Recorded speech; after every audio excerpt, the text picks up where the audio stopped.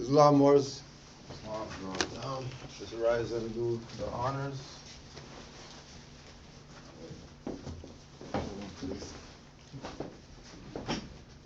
So, face the east, 5 on the left, 2 on the right. Allah, the Father of the universe. Allah, the Father of the universe. Father of love. Father of love. Truth. Peace. Freedom. And justice. Allah is my protector. Allah is my protector. My guide. And my salvation. My salvation. By night. And by day. Through His holy prophet. Noble Drew Ali. Islam. Back to basics, class number 13. We're just going to start with our readings.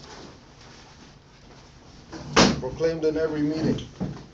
Islam, I am glad to know that I have a few faithful Moors among you all, and I desire for them to know the truth and the divine truth. There is a host of jealousy about me and the movement now by the same people on our side of the nation that claim it was only a joke and unreal. But now, since they have found out from the government officials and the nations of the earth that this is the only sole foundation that all Asiatics must depend upon for their earthly salvation as American citizens, they are working every scheme they can to disqualify me so they themselves may take charge of the situation. I have notified all these things to you long ago in the past. It is through the faithful Moors that attribute to the movement and uplifting funds. The ones that paid their divine respect to me and the movement will be remembered. That is why I am calling upon all faithful Moors to increase their faithfulness to me, your prophet, and your divine Moorish movement. I need finance, and I need it badly. Never before have I needed finance so badly as I do at present, so I can shove aside the discord that is facing the nation. It all comes through jealousy because of my fame and nobility. The nations of the world will not recognize the movement without I, the prophet, being head. It has been proven by my works, which I have performed in the last few years. There was a couple of articles last week. Let me just touch on these quick fast. Page 15, December 16th. Romania. More than 1,000 angry shepherds scuffle with riot police Tuesday in Bucharest after breaking through fences to get to the grounds of Romania's parliament.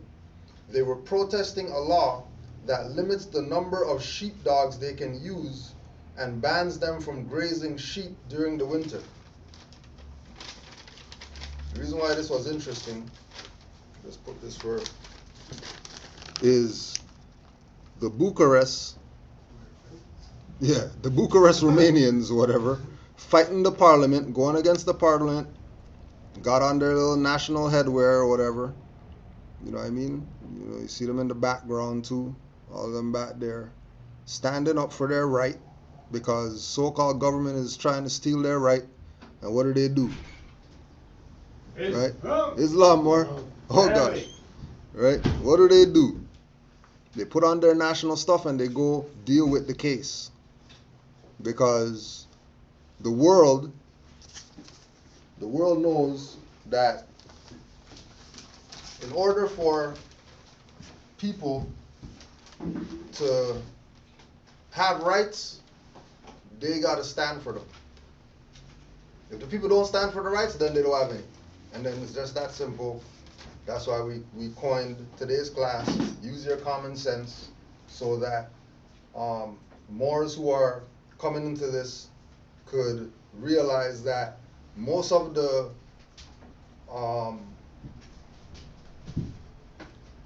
affliction we get is us getting it on ourselves for not using our common sense, for us thinking, or for us not thinking, right? Again, or you could pass that around. You could pass the thing around for everybody. Again, we're talking about Romania, right? So Romania, the shepherds in Romania are protesting, and the shepherds are going to protest parliament, and they got their fezzes on. So don't think that this is just, like how you hear the so-called black scholars talk that, oh yeah, Moors, and then they're only talking about Moor Science Temple, or they're only talking about Spain, and then that's it, right? When we say that we're Moors, our ancient foremothers and forefathers are Moors, we're talking about global identification of our people, not just some group, organization, family of Moors that you just heard about in history or whatever. Page 22. This was, it was the same as this one, December 14th. No need to open Constitution, PM. Trudeau says he'd rather focus on jobs and healthcare. Justin Trudeau says there is no pressing problem facing the country that can only be resolved by opening the Constitution, a laborious, time-consuming road to new Prime Minister has no intention of going down. That includes the fact that Quebec has never formally signed on to the Constitution, which was patriated in 1982 with a Charter of Rights by Trudeau's father Pierre over the objections of the province's then separatist government. What I ask now to anyone who offers to open the Constitution or says we should open the Constitution is, what concrete problem are we trying to solve that is unresolved without opening the Constitution? Trudeau said during a 75-minute sit-down with the Ottawa Bureau of the Canadian Press, I'd rather be talking about climate change and energy issues and job creation and training and healthcare and all these things that will make a concrete difference in people's lives. Trudeau scoffed at the suggestion that Quebec's continued refusal to sign the Constitution is a major problem. Which articulates itself how? He asked rhetorically. Some Quebecers will always complain that Quebec is excluded from the Constitution, Trudeau acknowledged. But the Constitution does in fact apply to the province, and nothing in it has limited Quebec's ability to deliver health care or education or take action on the issues that matters most to Quebecers, he said. So for us out here, if the Prime Minister of Canada is gonna say, I'm gonna focus on some other stuff, I'm not even dealing with the Constitution. I'm not even gonna open it to deal with these matters that we're dealing with around here. Then that means they have to have some type of constitutional politics that they're using if he's not gonna open that one. Because clearly, if Senate members of Parliament or whatever are saying if they're saying to the President that, or the Prime Minister, that we should open the Constitution so we can deal with matters or whatever, we should consider opening it. And he's saying, no, we don't gotta open it. Obviously there's something else going on, right? That's giving them the power of being so-called government or whatever without them having to deal with that. And then we all know that it goes back to the American Constitution, which is the supreme law of the land, and Article 11, Articles of Confederation, Canada acceded to everything in the Union in 1700s, before Canada was even quote-unquote established as their whatever, right? So we have to use our faculties that were given to us by the Creator and not think that every answer is gonna come out of some book or whatever. You know what I mean? Like most of the answers are gonna come directly from us because of our ability to study, our ability to put time in to making sure that we have correct information. So when you look at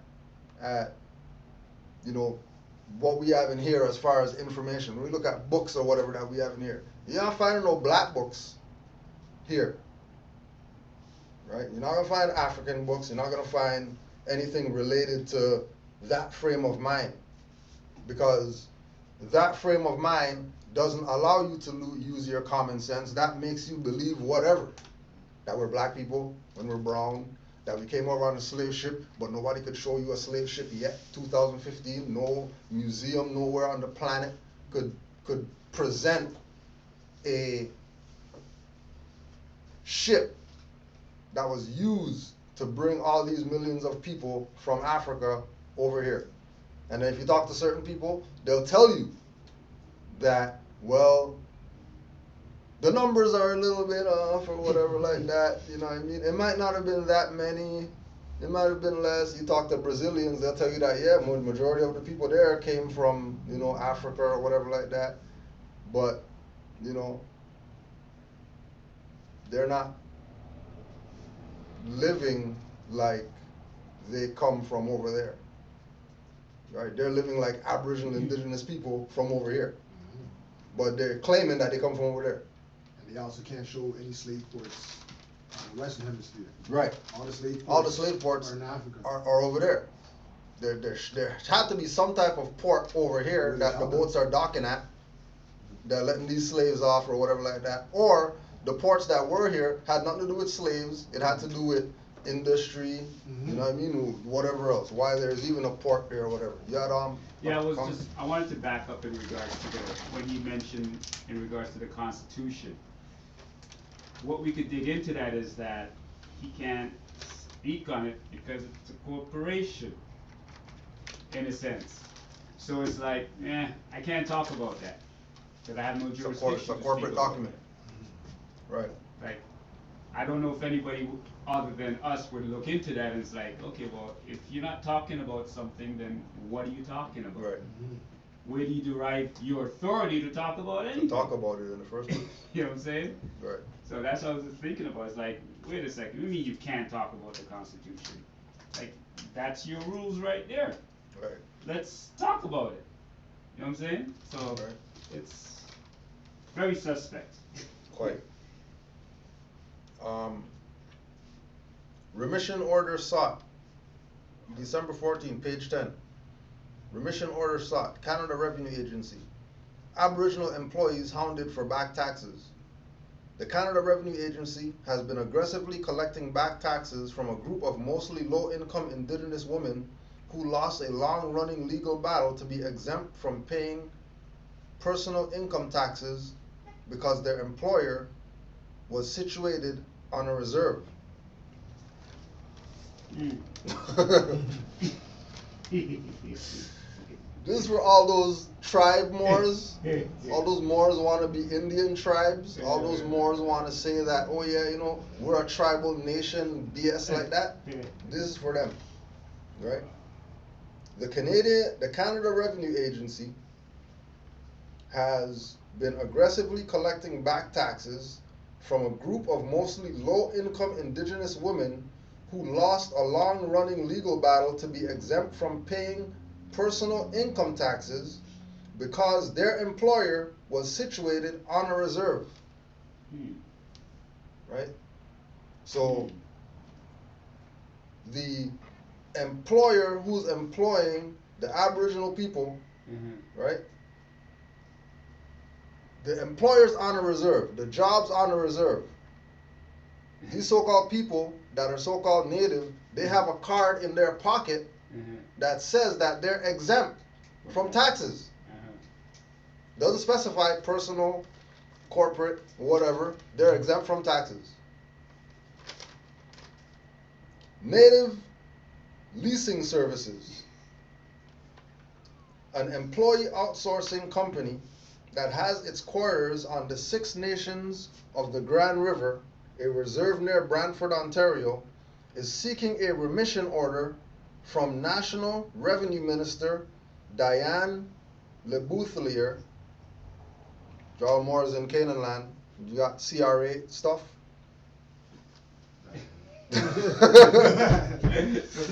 National Revenue Minister Diane, Diane, last name Lebouthier, Lebuthillier, Lebouthiillier.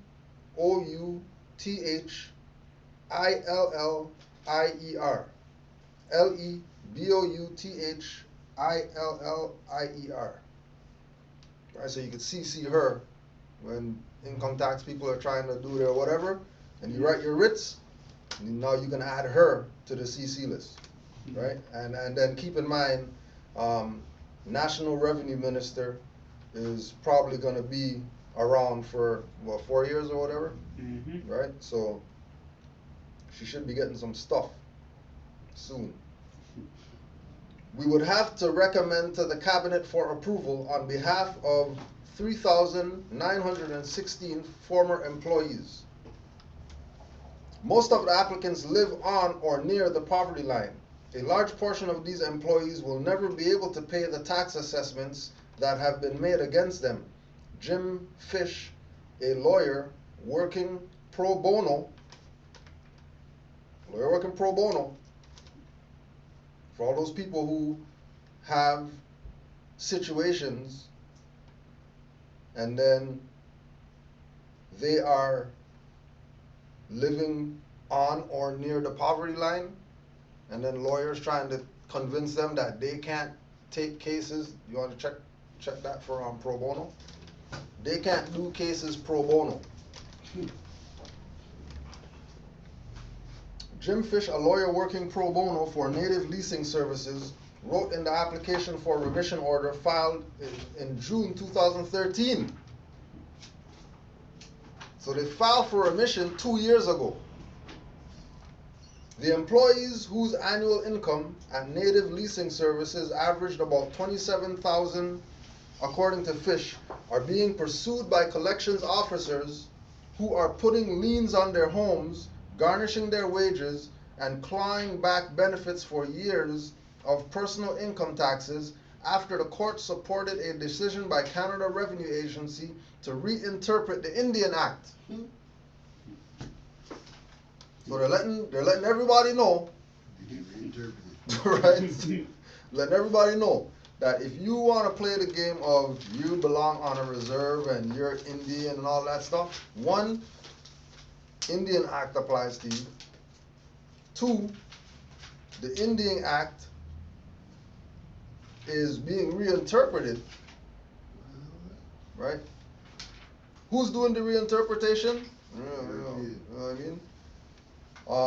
Are the Indians gonna be part of the reinterpretation of the Indian Act? Right? I think so. One of them is Ramona Dunn.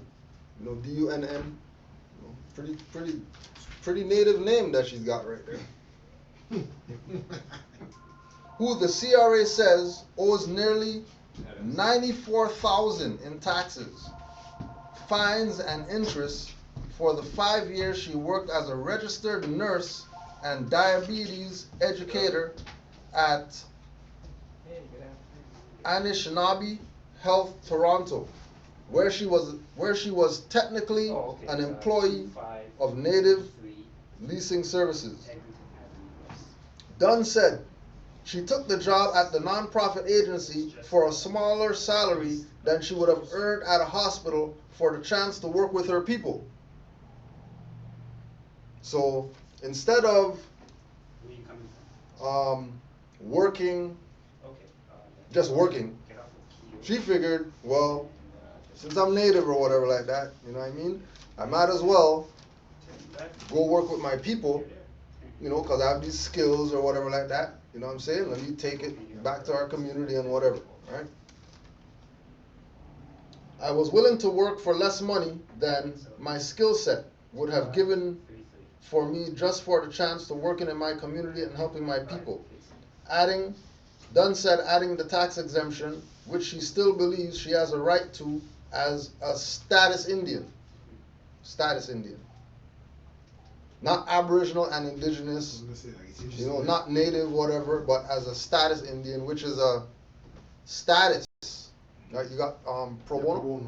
There's two of them. There's pro bono et malo, which is for good, and ill for advantage and determent, and then there's pro bono publico, for the public good, for the welfare of the whole. Right? So I think it's the second one. Yeah. Right? So just a term for Moors to have. What is it again? Pro bono. What's the Pro bono publico, for the public good, for the welfare of the whole.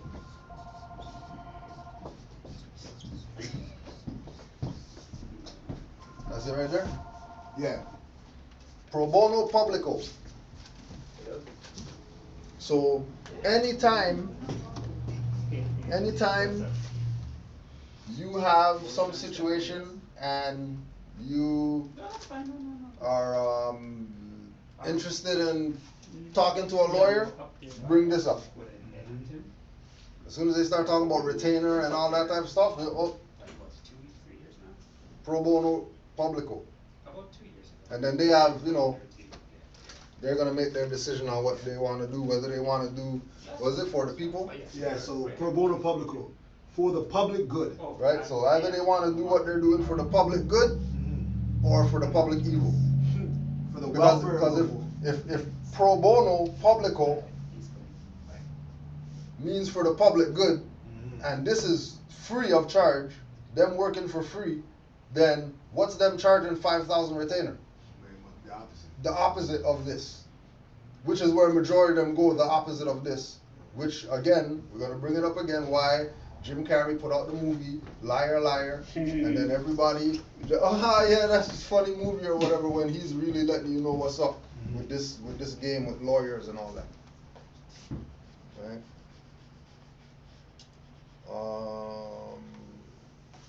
I was willing to work for less money than my skill set would have given for me, just for the chance of working in my community and helping my people. Dunn said adding the tax exemption, which she still believes she has a right to do as a status Indian, helped make up some of the difference in the take-home pay. Felipe Brideau, a CRA spokesman, said remission or orders are considered on a case-by-case basis. So even the Indian status whoever's are getting shaded. Now, coming from that,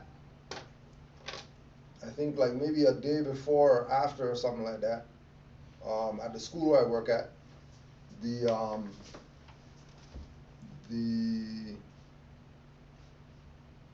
careers teacher or something like that was doing a class on Aboriginal rights or whatever. So he had this handout, and I picked one up just to share this as well. Truth and Reconciliation Commission of Canada. Principles of Reconciliation. The Truth and Reconciliation Commission of Canada believes that in order for Canada to flourish in the 21st century, reconciliation between Aboriginal and non-Aboriginal Canada must be based on the following principles. 1. The United Declaration of the Rights of Indigenous Peoples is a framework for reconciliation at all levels across all sectors of Canadian society. Right? Now, Truth and Reconciliation Commission of Canada, you already know, of whatever, some corporate entity where they get their little friends, you know what I mean, give them a check or whatever like that, go start some organization over there, we give you guys a check, and now they have this, you know, reconciliation department or whatever. But they're acknowledging that the rights of Indigenous peoples is a framework that should be used all across Canada in all sectors, no, it doesn't matter, corporate, indigenous, business, commerce, whatever, financial, whatever, it all applies.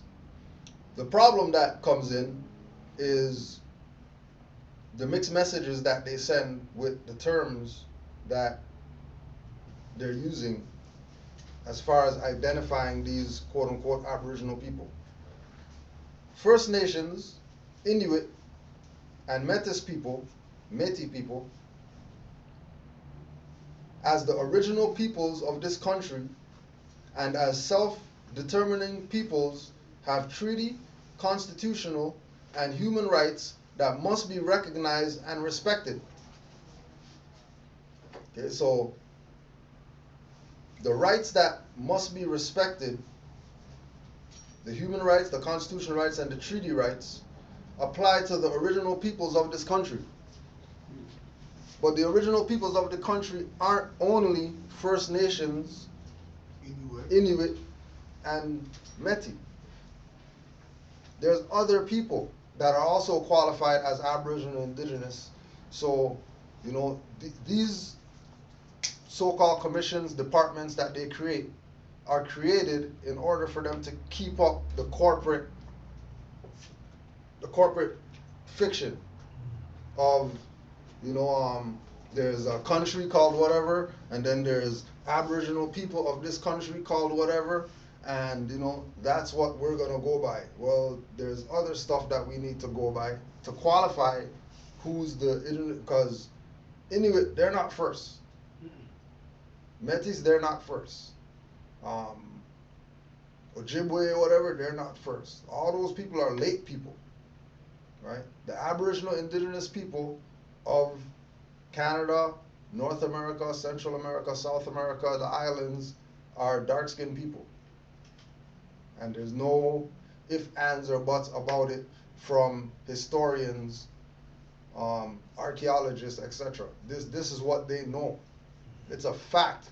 Métis, Inuit, First Nations, whoever would tell you that they're descendants of the Olmecs. Right? And these people don't call themselves Olmecs. Right? Reconciliation is a process of healing of relationships that requires public truth-sharing, apology, and commemoration that acknowledge the redress of past harms. Okay? So, you know, the African nations reconciling with the so-called Negroes of America issued their apologies or whatever. We're sorry that we put you guys in slavery and all that stuff, but you know, the black scholar people, they're not hearing that. Right? They're gonna try to convince people that Moors enslaved people. That Moors were the ones that caused the enslavement. When the actual African nations came out and they apologized. So what does that say to these so-called black leaders or whatever, lying to these people that, oh yeah, you know, you see when you look at Congo rubber movie or whatever like that, see the guy with the fez on there, yeah, that's a Moor. That, oh no, that was African. If they're Congolese, then obviously they're African. But that's funny though, because before everyone was saying no, there's no Moors, Moors don't exist. The same people who are saying right now that, oh, it's the Moors that enslaved all of us. Those were the same people back then stayed in the same thing, Moors don't exist. But now they exist as slave handlers now? Looking just like the people that they were handling. You know what I'm saying? Come on now. Little sense. I just got corrected, we're at 14, class 14 today. So, like, come on, like, we don't exist, so how come we enslave if we don't Right. exist?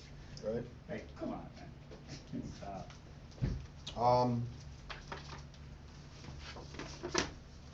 101 questionnaire booklet at the back has the additional laws for Moorish Americans. And Act 5 all members must promptly attend their meetings and send their children to Sunday school, and the teacher must conform himself to the questionnaire, and let every member exercise his five senses who is able to, because out of your Sunday school comes the guidance of the nation. So anybody who has the ability to exercise their five senses, they should be doing that. Right? You should be taking a personal you should be taking a personal hold to your liberation. Right? Not because there's a body of people that have seals and have the ability to autograph your documents and all that stuff means that you abandon your common sense and stick to, well, Cujo said, and Abdullah said, and Amari said, and Sister Raz said, and whatever. What do you say? Like, what is it that is in your mind with regard to this information? Right? How is it that people continually allow themselves to be played by not thinking? Right? We wanted to bring up Mother Anita text me something that we wanted to put out there as well with regard to people using their senses.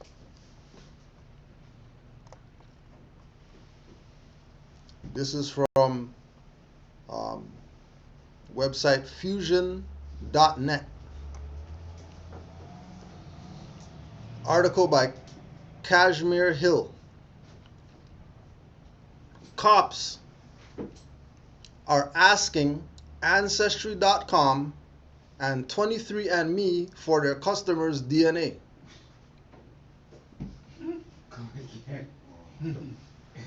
So all you Moors out there who've been going to this 23andMe website to try to find out if you're really a Moor, because, Noble Ali didn't make it clear enough, right? So Moors are going out to these places, more than likely registered to the corporate state to find out if they're really Moors, because they heard from some Moor that, being a Moor means that you're a tribe and you have to tie yourself to the tribe in order to be legitimate as a Moor and whatever like that, right? When Juali came and told you, you're not Negro, black, colored, you're Moors. Like, what do you want? Do you want him to kill you? Brought you your title, vast estate, name, nationality, all that, right? So we know that a lot of Moors have this mentality of, if they're doing things online or, if it's not them personally, they use the other name, but don't forget, online, you can't reserve your rights online, so don't be playing around with, I'm going to use a straw name and, I'm going to put something at the bottom of the page which shows that I reserve my rights or whatever. I mean, that's the statement that you're making, but that doesn't reserve anything. That's just something that is done because it's online and you can't sign. So you might as well just put something there to reserve your rights, just in case, somebody tries something. All these Moors who've been doing this process outside of their free national name, right? So we're not talking about Moors who went onto these websites with their free national name, right? Because remember, the name for them to do this process needs to be a name that's in the system or whatever, because Ancestry.com, all these people are registered with the state.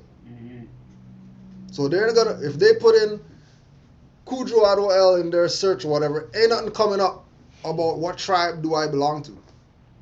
They're gonna have to use that name that they have in their records, right?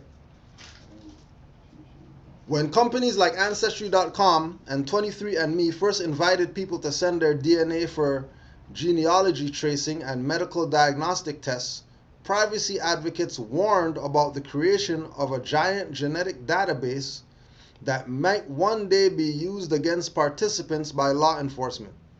DNA, after all, can be a key to solving crimes. It has serious information about you and your family. Genetic privacy advocate Jeremy Gruber told me back in 2010, when such services were just getting popular. Now, 5 years later, when 23andMe and Ancestry both have over 1 million customers, those warnings are looking prescient. Prescient.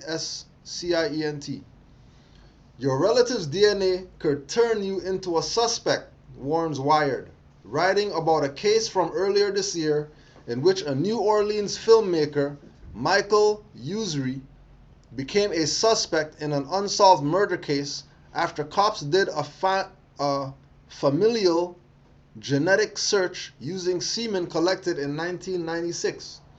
The cops searched an Ancestry.com database and got a familial match to a saliva sample Usery's father had given years earlier.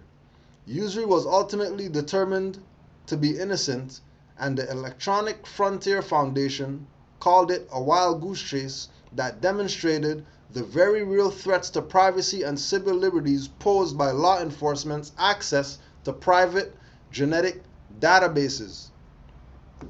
Clearly, it's not private. Yeah. Clearly, it's not private. It's not.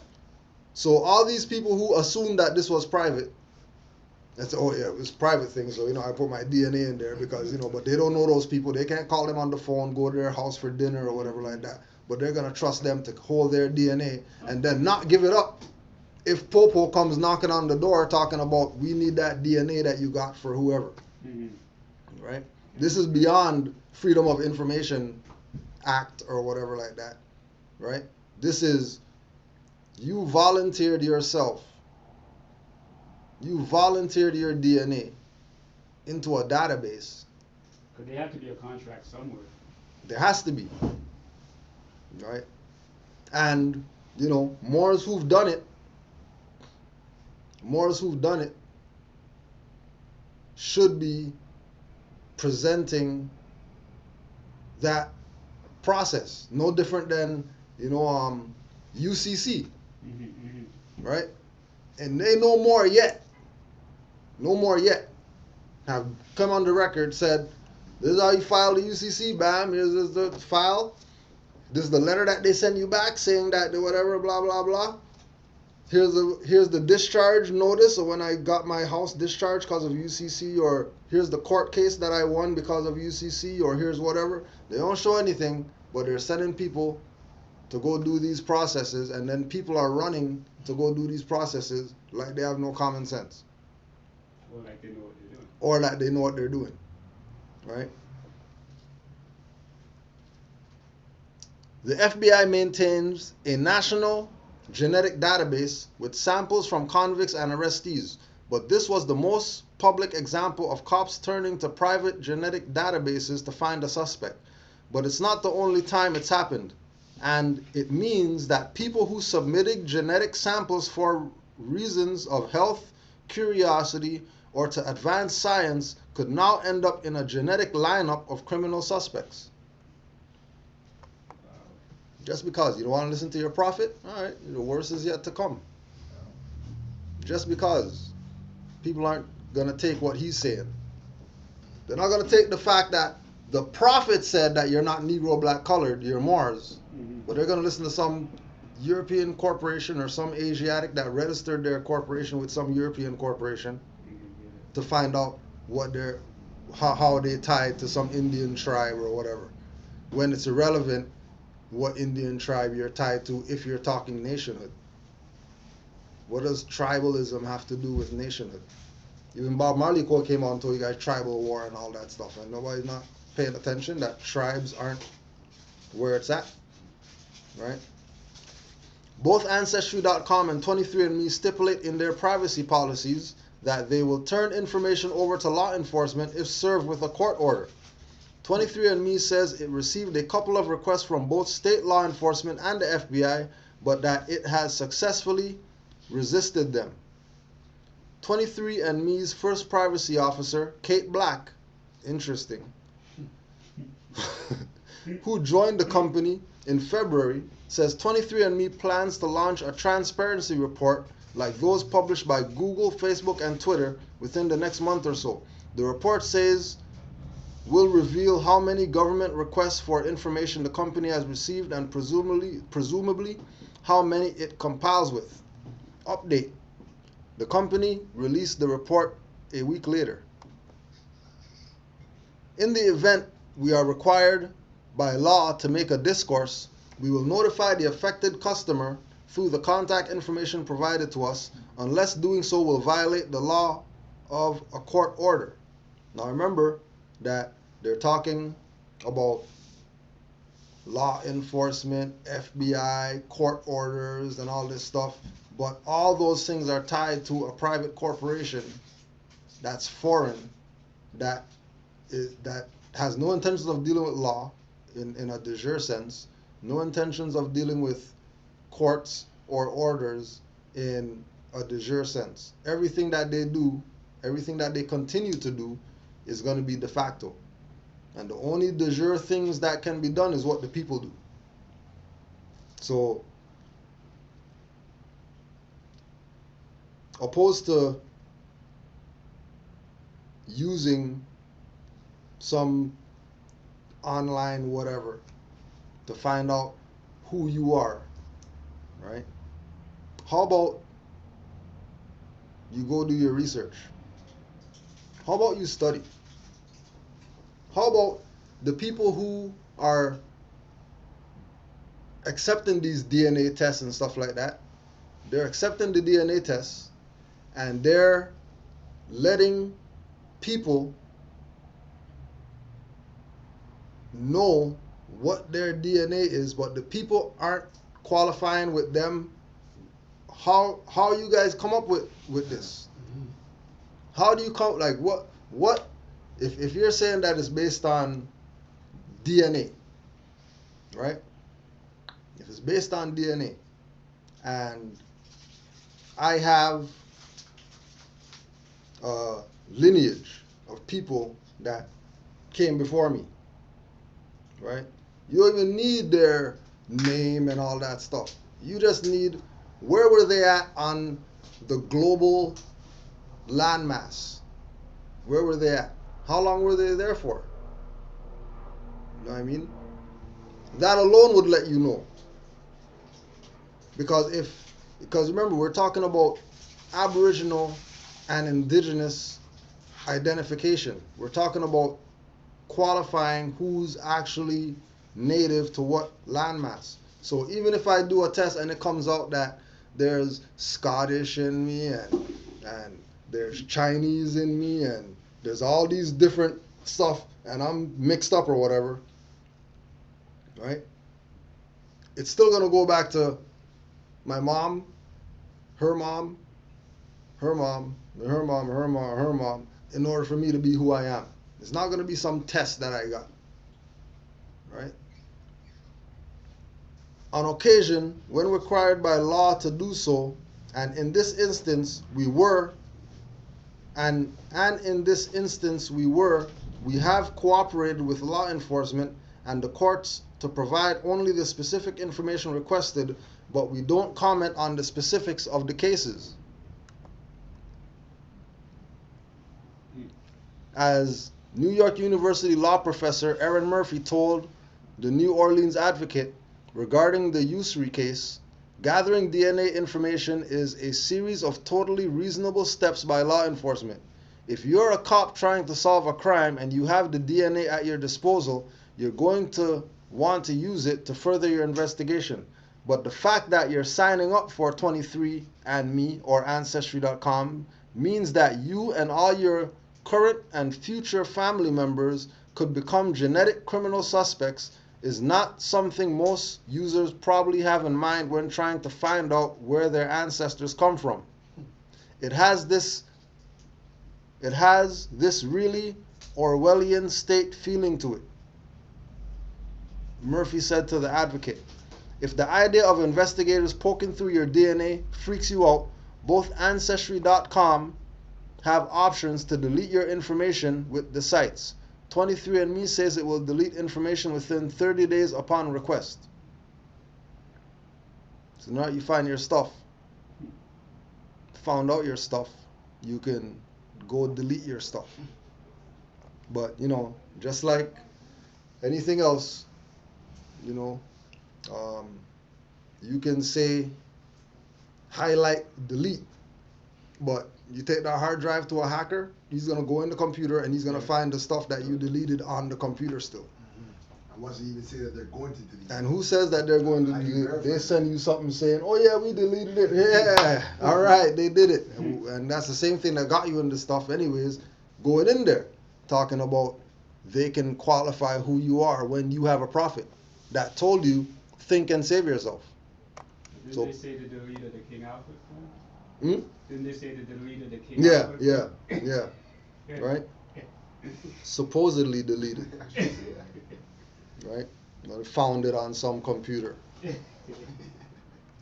right? So eliminate these things. We don't need those things. We have been told, right? Now, Brother Latif sent me a question. Again, comes back to the same thing about using your common sense, right? And by the way, just in case anybody, Brother Latif's a European, right? And he's the only one that brought this to anybody's attention, right? And then there's Asiatics chasing this stuff down like this is something real. Dr. Hendo Henderson claims to be a direct relative of Prophet Noble Drew Ali, has created a trust known as Prosperity Packages, Bathsheba and Esther Trust. He is claimed to own all treaties and land patents under the Henderson Namen, and you must be under this trust. Have you heard of this trust, and is it something to consider for our Moorish brothers and sisters?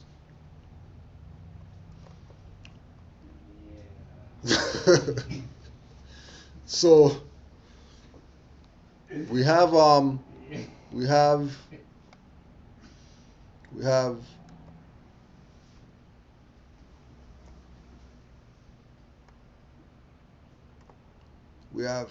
Hendo Henderson, the steward of this trust or whatever, and we have Shelley Bolling, Bolling, right? No L's or A's in this?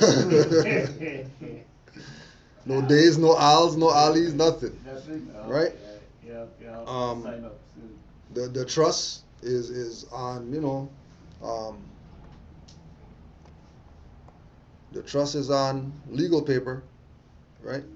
But above, top of the paper, you know, nothing identifying what nation this trust represents or what people or whatever, right? Just a blank header, right? RPR, Redemption, Protection, and Restoration. The Bathsheba and Esther Trust. We are establishing this trust that will enable the people to be governed by the people and for the people, so that they will be able to establish their own possessions of land, personal property, and keep the monetary work of their hands and provide for their own health care. Leviticus 26:40-46. Now that's in the trust, which, you know, he's supposedly relative of Drew Ali, but Drew Ali said give Christianity back to the Christian nations or whatever like that. But then he's gonna use the Leviticus as a reference point in the trust, right? Peace, fam. Right? He's gonna use Leviticus as a reference. We're not talking about a lecture or nothing like that. We're talking about this is something that they're gonna be using, right? They're gonna tie people to this thing, right? We have awakened to the fact that we have followed the unlawful traditions of the global elite. Who is that? Yeah, here we go. Who's the global elite? Who qualifies as global elite? Right? And are extracting ourselves from those laws and traditions of men and accepting the ways of our Heavenly Father, YHWH, God, are submitting to His ways of restoration of abundance for all humanity.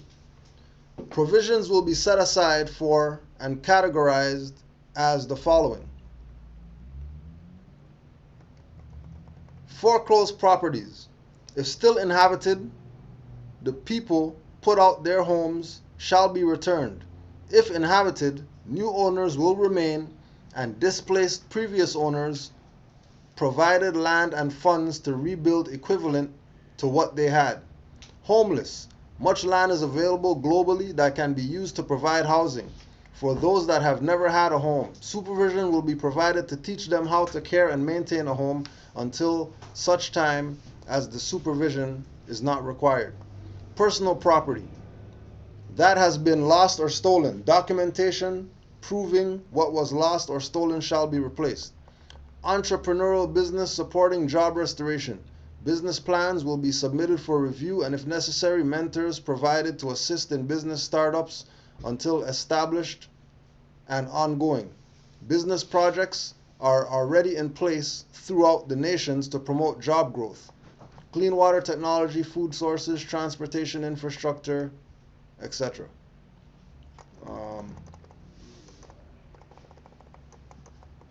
Is this a repeat of the One People's Trust, or? I have no idea what repeat same stuff with the different subject matter. I don't know. Two areas of lands are already purchased or accessible for purchase to assist in providing central locations for all nations to meet to discuss any further needs. They are holy ground, consisting of approximately 200,000 acres plus or negative. This land already has guaranteed land patents owned by Henderson Estate, and many existing infrastructures include lakeside property, residences, churches, and businesses. Land is located in Ringo and Minden, Louisiana. Veteran centers are going to be built in each city as housing for dislocated veterans and will provide medical assistance for all military personnel. And Heaven's Mountain, which is set aside and ready for purchase from Rick Ferguson, is vacant land consisting of approximately 5,237 acres plus or minus in Pulaski County, Arkansas. This property will contain the Royal Estate and Museum, 600-room 5-star hotel, able to host the dignitaries for all 196 nations, for international meetings, office complex, to oversee projects under the RPR, Bathsheba Trust, and housing for staff members of the trust. A veteran center will be built as a mirror of what is on holy ground.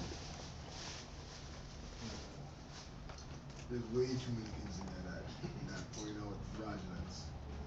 We, the undersigned, having been duly sworn, hereby state on oath that we are the stewards in the above Bathsheba and Esther trusts.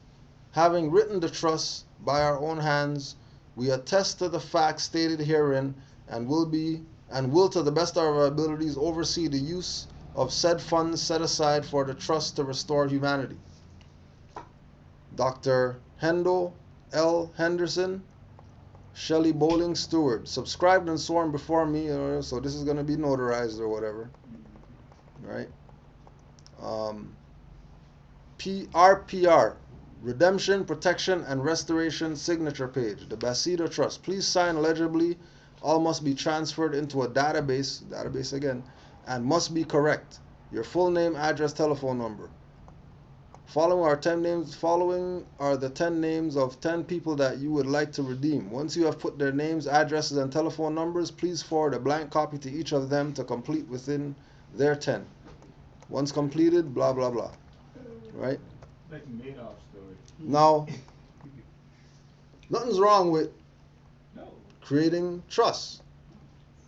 Nothing's wrong with creating trust. Right? You're supposed to be creating your trust, putting your property in it or whatever like that. You're supposed to be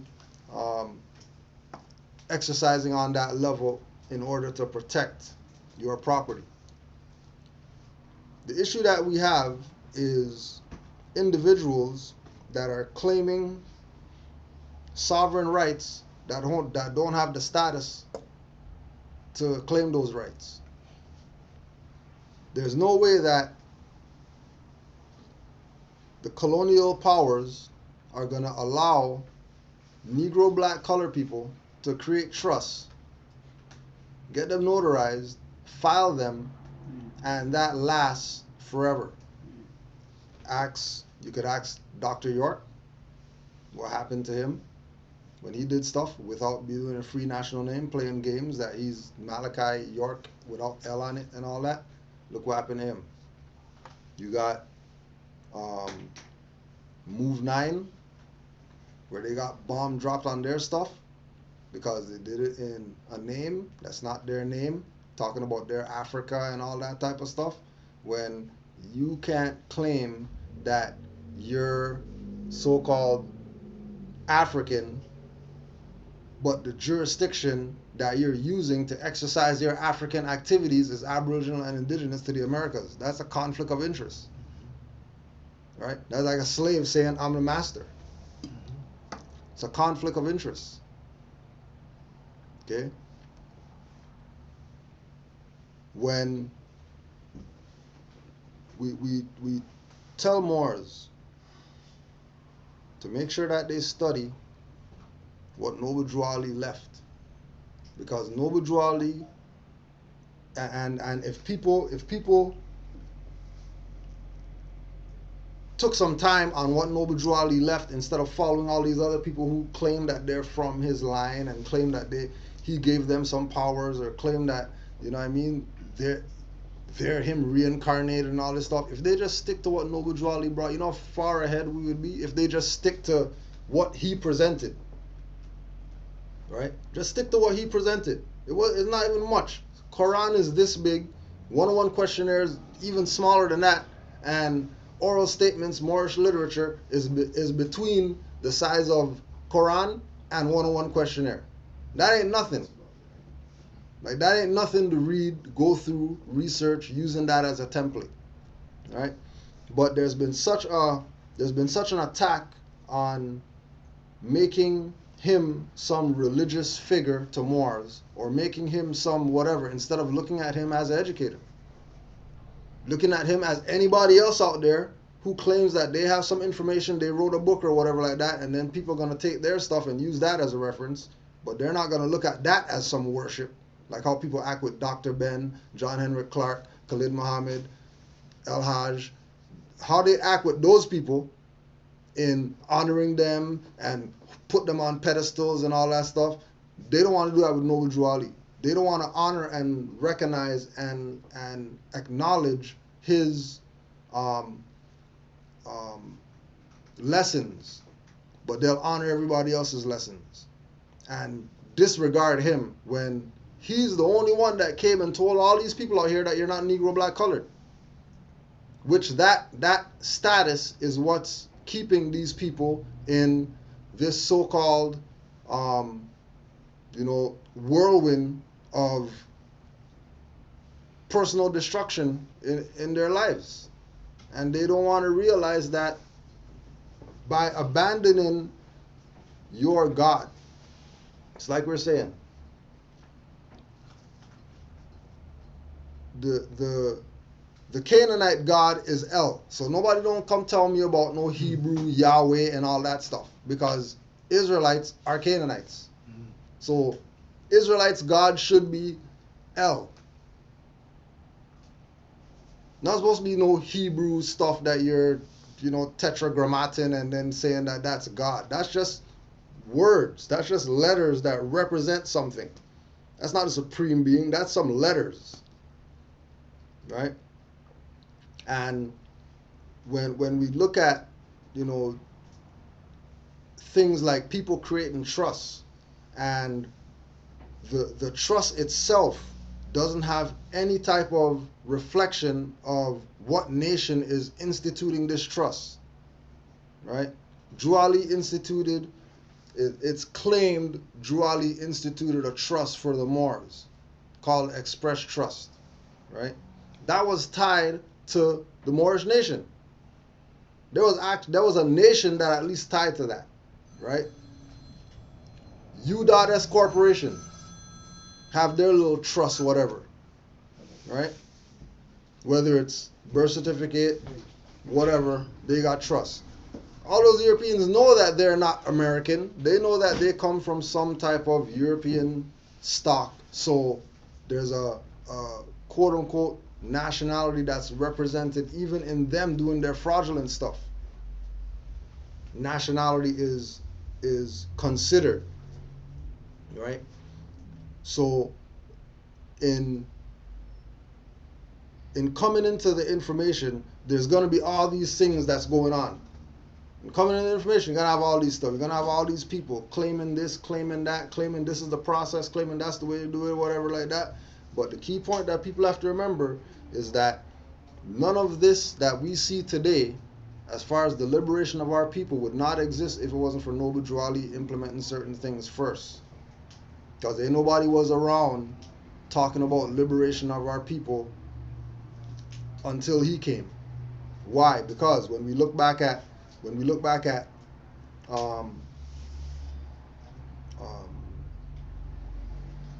Washita Moors, Henry Turner versus United States, they knew that they were Moors already. So they didn't need no liberating.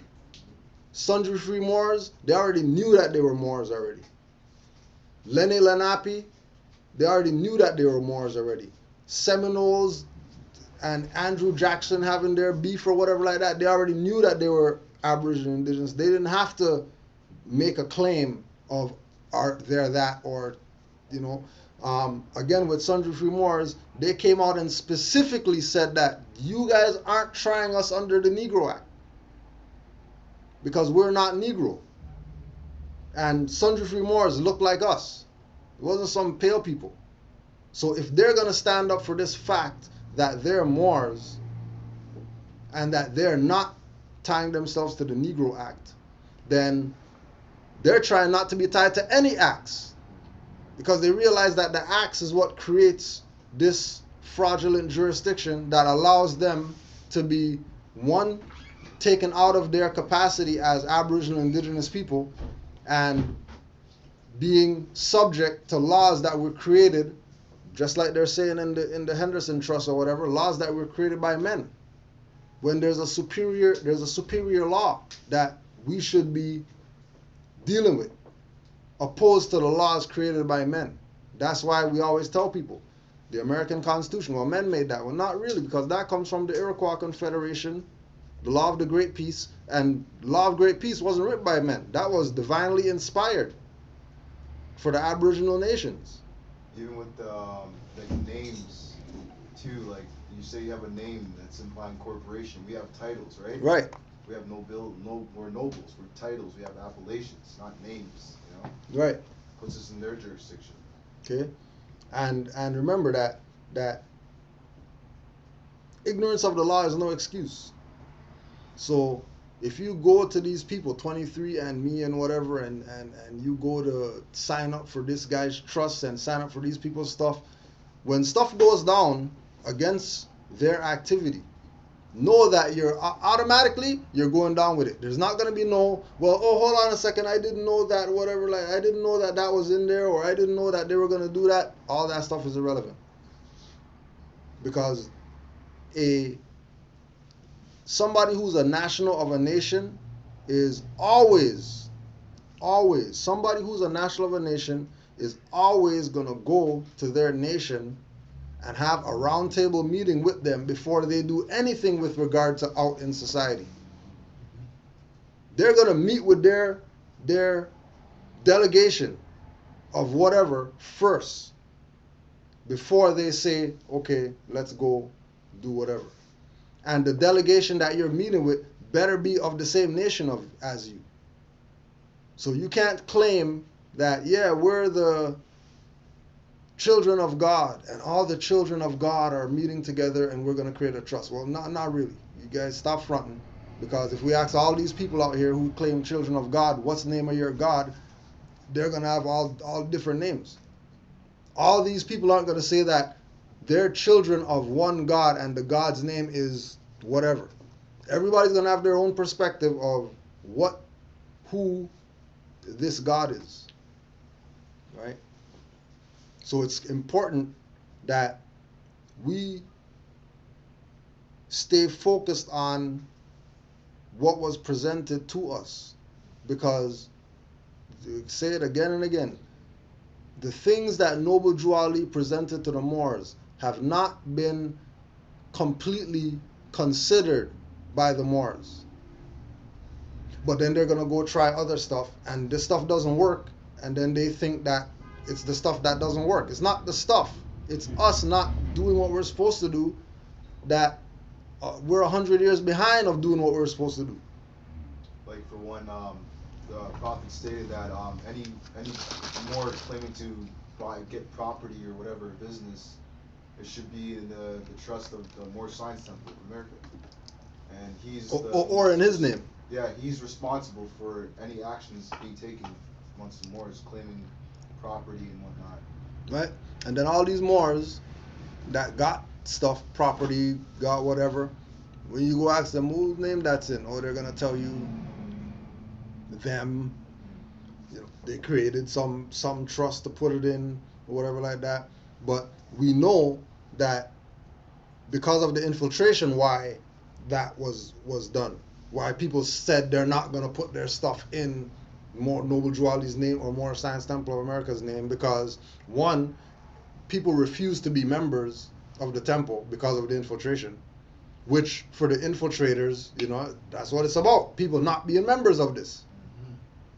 Because Drew Ali said that the only way that you're gonna be able to exercise is if my name's on your stuff. If you're connected to the divine and national movement, that's the only way that you're gonna be able to tie yourself to having rights, tie yourself to freedom, tie yourself to the liberties that are being violated by others, right?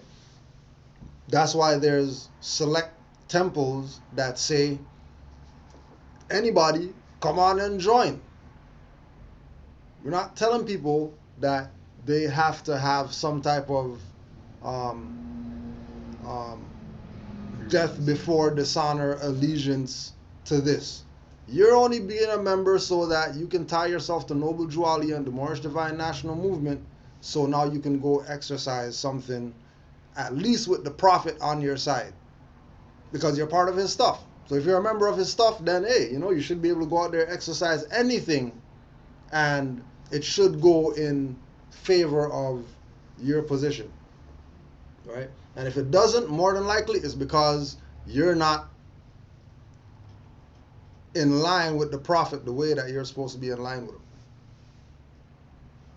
right? And it's not that's a wrong or a negative. It's not that that's a wrong or a negative in that position, right? It's just that he put down certain things for us, right? He presented certain things for us that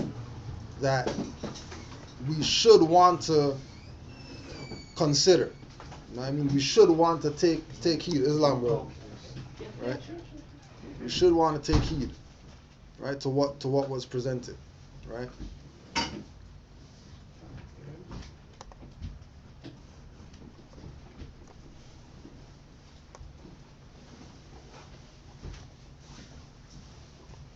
Now, we also you put that thing on from last night, just so yeah, you come up. Because again, it's because you see, like, we continue to tell people, right, that as you study, right, you create an aura around yourself as you study. The more you study, further out your aura goes, right? So when we say that you should use your common sense, it's really coming down to that you studied, and not only that you studied, but you're applying what you study. But in applying what you study, it depends on the jurisdiction that you're applying these things that you're studying in. So you have situations where people have information, but they try to incorporate them in jurisdictions where they don't necessarily belong. You know what I mean? And the only reason that they're putting it in the wrong jurisdictions because they haven't studied to know that status is the first issue, and then status determines the jurisdiction. It's not jurisdictions and then your status is in the jurisdiction. The status sets the jurisdictional order.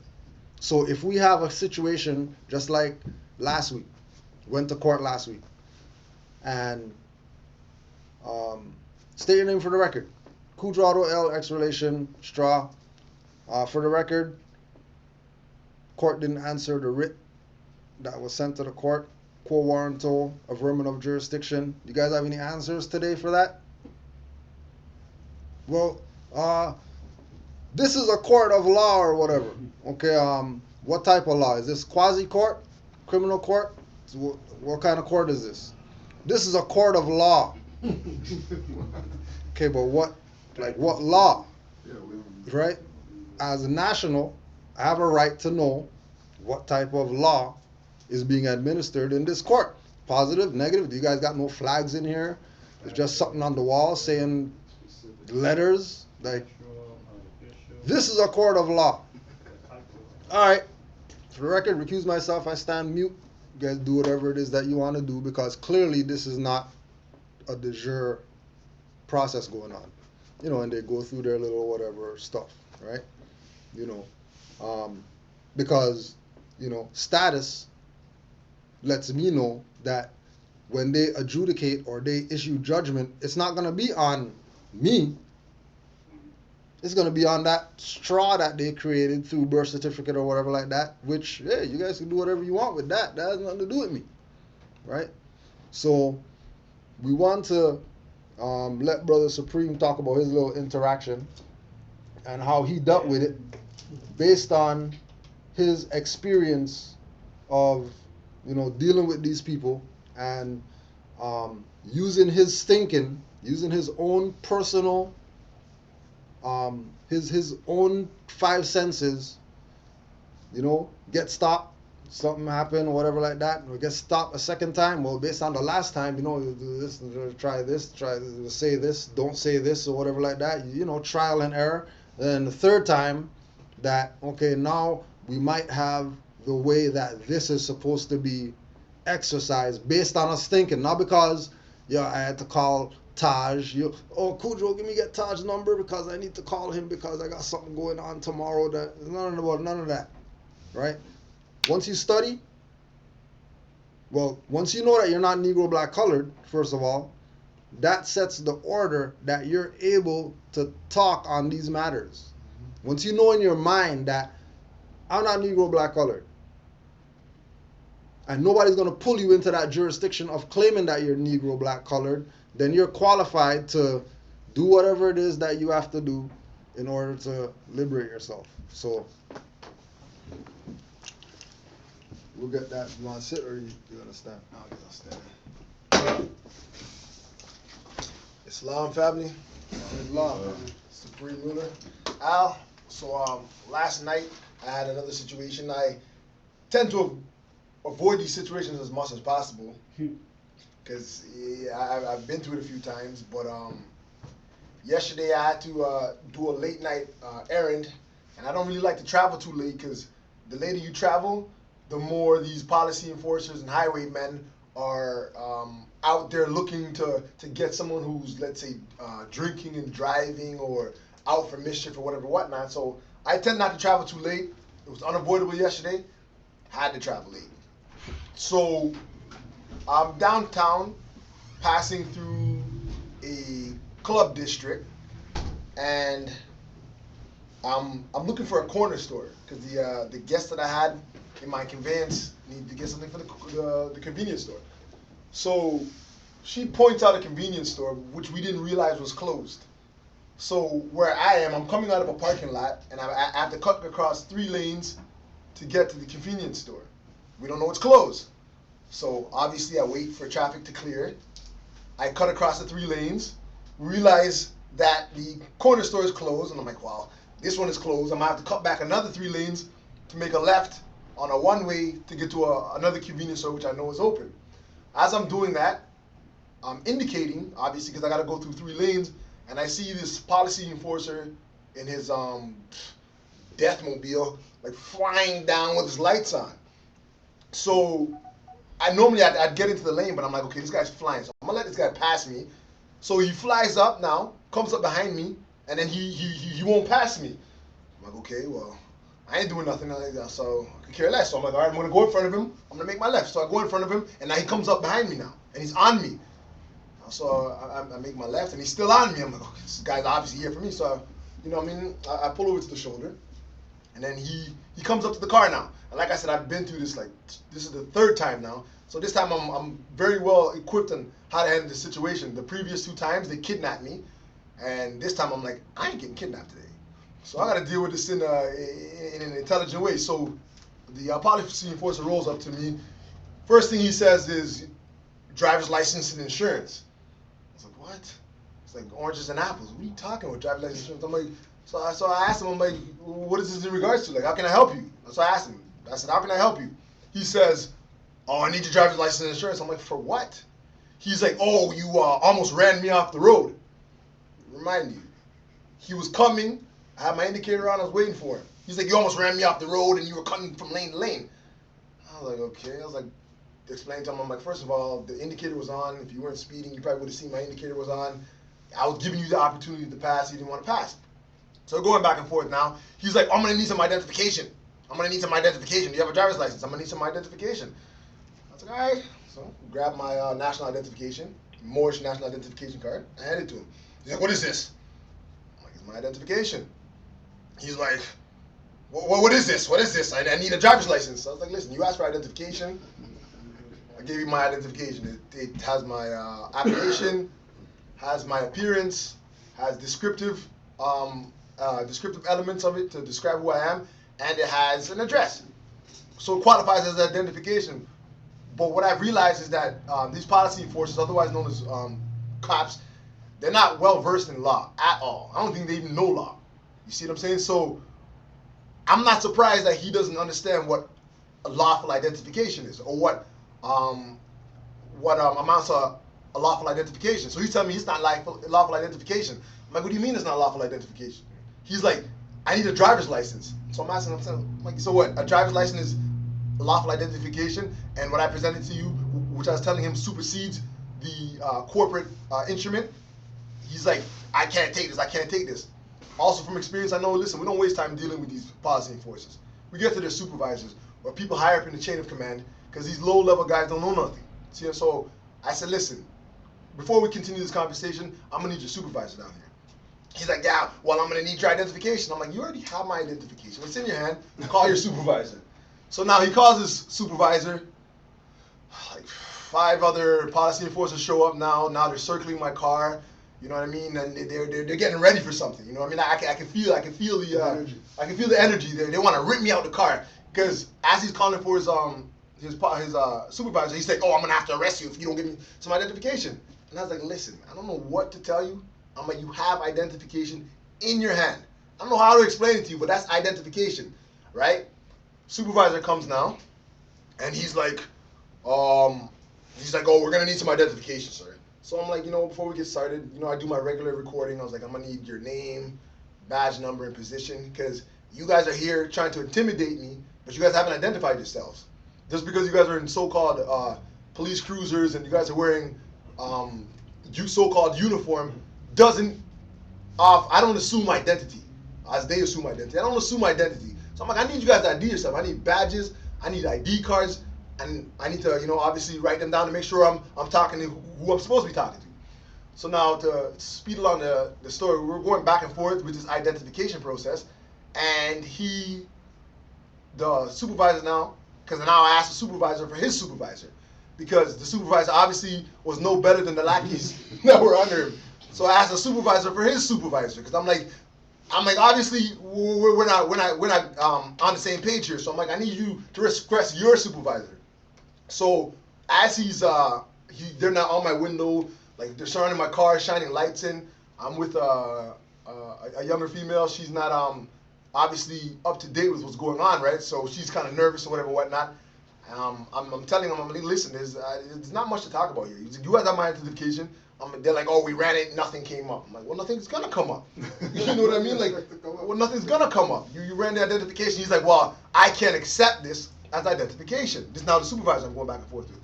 I'm like, you can't accept identification. I'm like, it doesn't even make sense.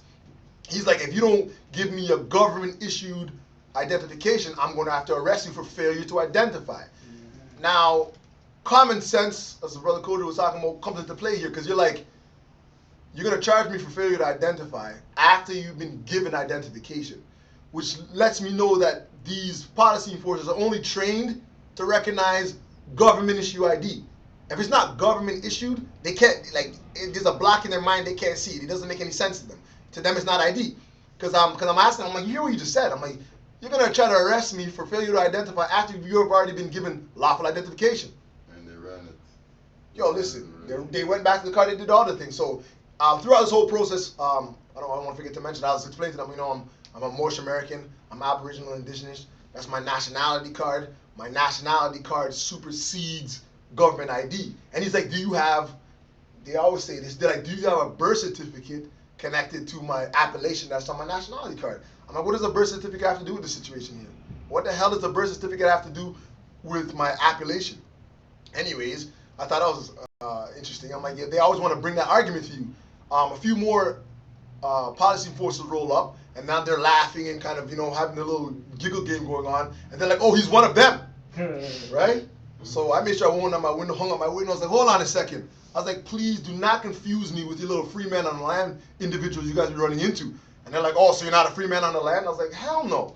They're like, so what's the difference? I'm like, I now started getting cheeky with them.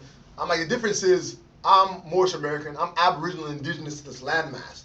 I'm like, free men on the land are mostly Europeans from, like, let's say England, Ireland, or wherever they come from, and they come here and they're trying to exercise sovereignty. I'm like, that's the difference between them. I'm like, I'm actually from here. Like, this is my land, right? And then they had a puzzled, confused look on their face. Like, what is this guy talking about? So now, to get back to the point, they were saying, we're going back and forth with my identification, and he goes, we can't accept this because it's not government issued. He's like, anybody could go home and make this at home, my Moorish nationality card. He's like, anybody can make this. And so I asked him, I'm like, well, anybody can make a driver's license. I'm like, the software and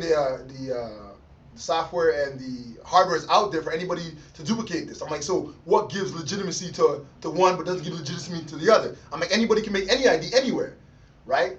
Like I said, going back to the fact that they're only trained to recognize Moorish nationality. Now, like I was saying before, the previous times, I've been kidnapped because I wouldn't give them anything else other than my nationality card. I'm like, listen, this is what it is. This is who I am. I got kidnapped for 2 days the previous time before that, and the other time before that, I got kidnapped for 5 days. No into the weekend, I'm like, I ain't going to jail. Because obviously these guys aren't understanding where I'm coming from. So as they're puffing up, they're coming around the car, getting ready to yank me out of the car. I was like, listen, I have a piece of identification that has a previous name on it. So, like I said, the whole time I've laid the foundation that I'm Moorish American. This is my nationality card. This is who I am. You guys say you guys don't want to accept it. So I was telling them, I'm like, listen, I have there's a driver's license that's connected to another name, right? And I'm telling them this, like, letting them know, like, this isn't me. I'm like, I have a driver's license that's connected to another name. I'm like, since you guys are so dead set on a driver's license, I'm like, here, take this one. Like I said, completely my appellation on my nationality card nowhere near the name that's on this driver's license. And I'm telling them the name on this driver's license isn't connected to me, and that isn't me. I'm like, here, take this one. I'm like, now you guys have both. So now they're laughing. They're like, oh, ha, ha. Why didn't you just give us this from the beginning? And I'm like, well, it isn't me. That's not me. You know what I mean? That's not my property. You know what I mean? Because obviously Ontario, it says Ontario on it. It says property of Ontario, this, that, and the third. I'm like, well, it doesn't belong to me. It's not mine. It's not connected to me. I don't go by that name. So now they take they take their driver's license, correction, and my national identification, and now they go behind the quad car. And remember, the initial reason why he so-called pulled me over was because I was driving erratically. So he claims, right? Now, if someone's driving erratically, the tickets that come out of that is reckless endangerment of a motor vehicle, careless driving, things of that nature, right? So they go back, they're going back and forth, and then they come back now with a ticket, right? And the ticket has the straw man license name on it, right? And it's the license itself is only a G1 license. I gave them a G1 license, right? Now they come back, they're like, oh, the license is a G1 license, so you need to have a company driver with a full G license. I say, hey, listen, I'm not driving. I'm traveling right now. And I said, that ain't me. So the ticket now has the strawman name on it, and it says failure to drive with fully classified G license or whatever, whatnot. And they're like, oh, you can't leave here now. Now you got to call someone to pick your car. I'm like, oh, don't worry, I'll take care of everything, right? And by that time, I'd already taken out the keys and given it to the young lady, and he's like, oh, you can't drive from here. And I'm like, listen, I'm not driving, I'm traveling. And I'm like, don't worry, I'll take care of everything. So moral of the story is that me having previously experienced from the past 2 times when they've pulled me over, knowing that what I did was I just stood on my nationality, put that on the record, went back and forth with them for a good 10 to 15 minutes, and then knowing where their mindset is at, and knowing that there's a driver's license in the car that has someone who appears to look like me, because they didn't do any form of verification to see whether or not that was me or not. So there's someone on the driver's license that appears to look like me with a name that's obviously in the system through the driver's license. I use that as a way to diffuse the situation, because obviously they're not the people I should be talking to. Because the last situation that happened, which was out here, was that they arrested me, held me for 5 days, and then withdrew all the charges. So when I went to court, to their so-called court, when I went to go challenge it now, before I even got there to challenge it, they withdrew all the charges. They said, oh, we're drawing all failure to identify charges. So having that in my mind, I'm like, listen, regardless of how it turns out, they're going to end up withdrawing these charges anyway, because they can't argue when someone's presented lawful identification. There's nothing to argue. So to avoid me getting locked up, for them to just dismiss the charges later on, I said, here, take this license, do what you will with it, because now you got to look at these policy enforcers like they're stuck in procedural mode. Yeah. You know what I mean? Like they're robots. Like, you know what I mean? And they compute information, but they can only compute information that they've been pre-programmed to compute. If you give them new information, nationality card, they're just like, they jam up and they're just like, glitching. Yeah, you know what I mean? They're glitching, they don't know how to react. All of a sudden I give him the driver's license, like, whoops, and he's back to normal. He's like, okay, all right, everything's good. Everything is good now, right? So me having that overstanding, I knew that they're only programmed to deal with certain information, and anything outside of that information, they won't deal with. Because as soon as, like I said, you get to the so-called administrative courts, they are a level up than the let's say the policy enforcers, the lowest level. The people in the so-called court system, they're a level up, so they know what they can get away with and what they can't get away with, and they know if you present identification, regardless of what it is or who it's made by, they can't say you didn't identify, right? So me knowing that, I was like, you know what? I'm gonna give them this driver's license here, like I said, that appears to resemble me, has a name that isn't attached to me, and give that to them so that I can expedite the situation and remove myself from getting locked away because these guys, like I said, are glitching and don't know what to do. You see what I'm saying? And another thing you have to realize with these posse enforcers is that when they're not getting their way because they have a superiority complex, right? The way they handle situation is like, yo, I'm gonna arrest you. Like everything is oh, I'm gonna arrest you, even though failure to identify isn't an arrestable offense. Presenting identification that isn't a driver's license isn't an arrestable offense. But the way they handle their things, like for instance, like let's use the computing analogy, is that like if the computer encounters an error, it always like defaults to a certain default setting, right? So like if your car computer's not working properly, it's going to default to a limp mode setting where it processes information a certain way until you can fix it. And their default setting is, yo, let's arrest this guy, bring him in, do some fingerprints, and see if we can find out what's going on here, right? So I just avoided that default situation by giving them a license. Like I said, they did no verification of who it was. It could have been John Smith from freaking Albuquerque. You know what I mean? But just because they know how to deal with that license, I gave it to them to avoid any unnecessary interaction, any more unnecessary interaction with these people because they don't know what's going on. And that's how I handled the situation. So I gave them the nationality card. They had both, so it was up to them to decide which one they're gonna go, which one they're gonna use. They used the license that I gave them, and that helped me remove myself from that interaction without being molested any more than I needed to be. And that's how I handled the situation. And with that, I say Islam. Islam. Islam.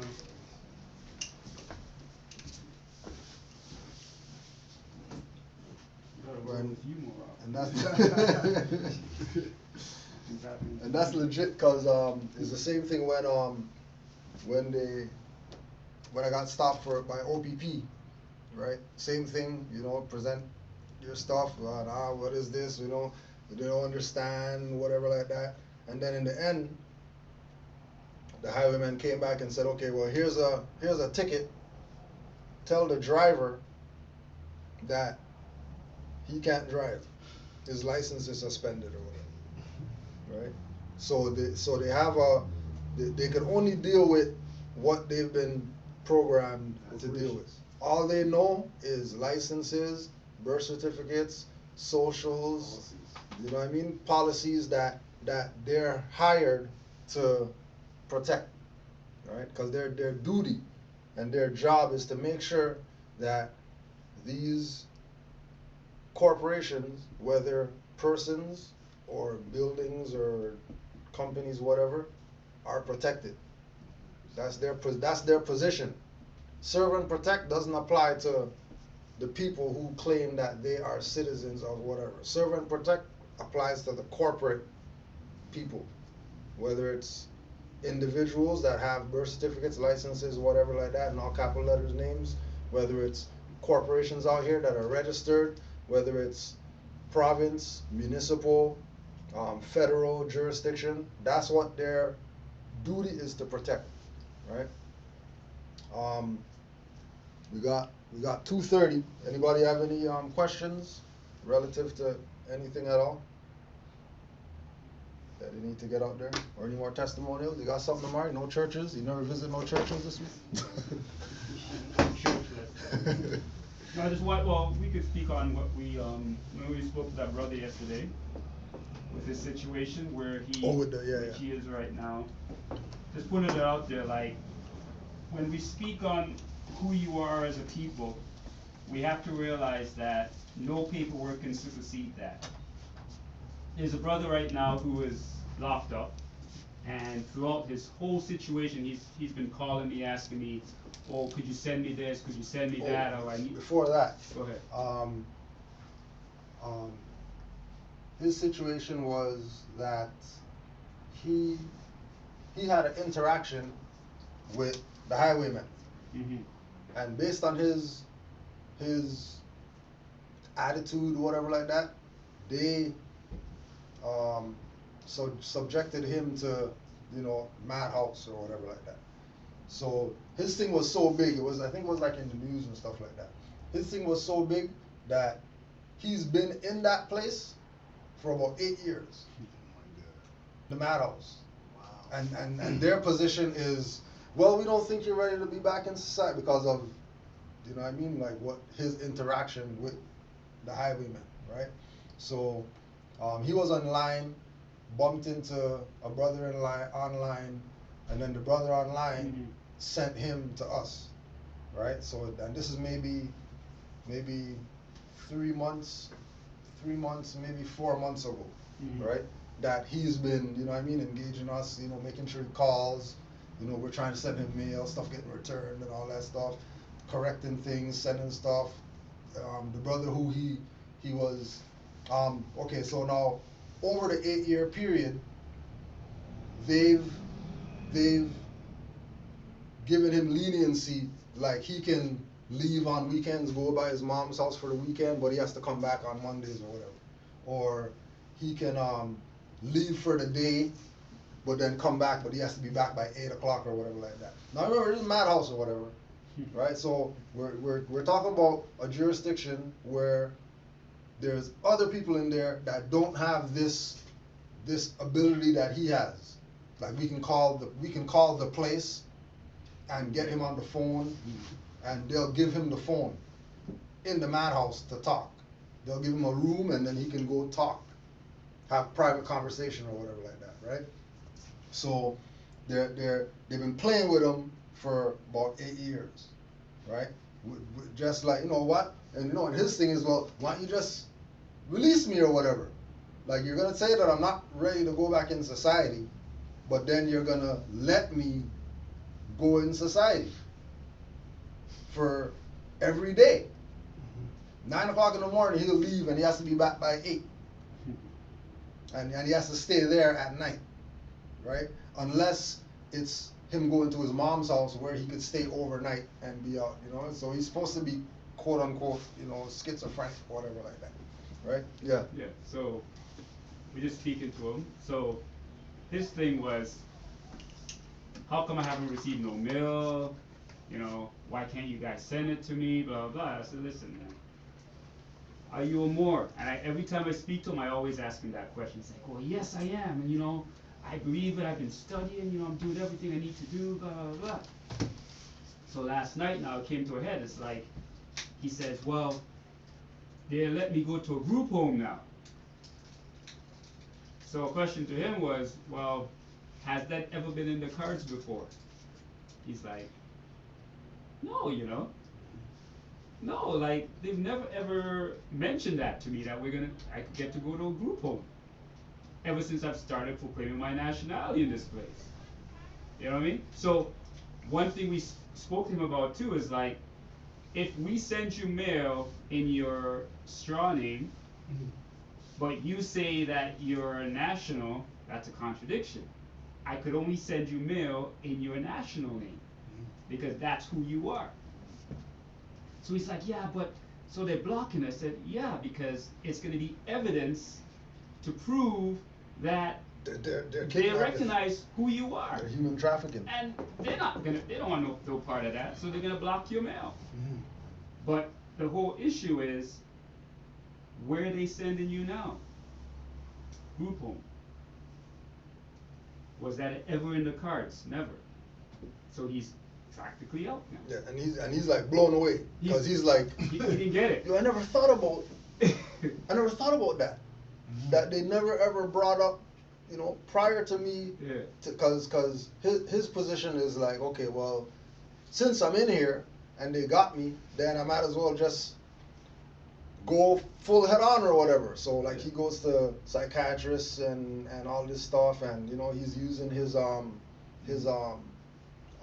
religious, you know, I'm exempt, you guys can't give me drugs and stuff like that. And you know, I proclaim my nationality, don't call me this name anymore. So all the psychiatrists are calling him, but he was telling me that he called the group home. All the group home even knows his free national name or whatever. They're not calling him by his straw name. So he's like, he's like, yo, I don't know what's going on.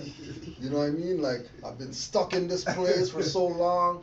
All I did was just tell them more, and all of a sudden they just want to put me in a group home. You know what I mean? Making sure that I have a bed and all that stuff. It's like, he didn't get it till he's last just, night. You're not trying to be liable, man. No, Get him out of there. Get him out of there. Hit him. Get him out of there. Even remember he paused. Like he said, have they ever like said they'll give Yeah, you give you a that group home or group whatever, home. It's ever. like like you heard a long pause. Yeah, like for he a second. paused, like it actually hit him. Holy shit. You know what I mean? Yeah. It actually hit him. You know what I mean? That was a good one, man. Yeah. That was yeah. a good one.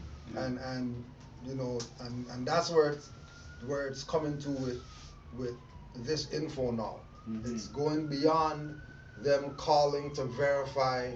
You know, we're gonna call Grand Sheik, see if you're really whatever. You better know what the hell you're talking about when you engage these people. You know what I mean? Because they're not doing no check and all that stuff anymore. No. You know what I mean? You better know. And us knowing what we're talking about is an energy that as soon as we open our mouth, they already know, okay, you know what? Don't even mess with this one. Let this one go. Leave him alone. You know what I mean? Or, you know, railroad him. Kidnap him, whatever, because he might be giving off too much energy right now for us to even deal with. Just get him out of here. Right. You know what I'm saying? Right. Right? And again, it's like when we look at like things that Noble Drew Ali presented, right?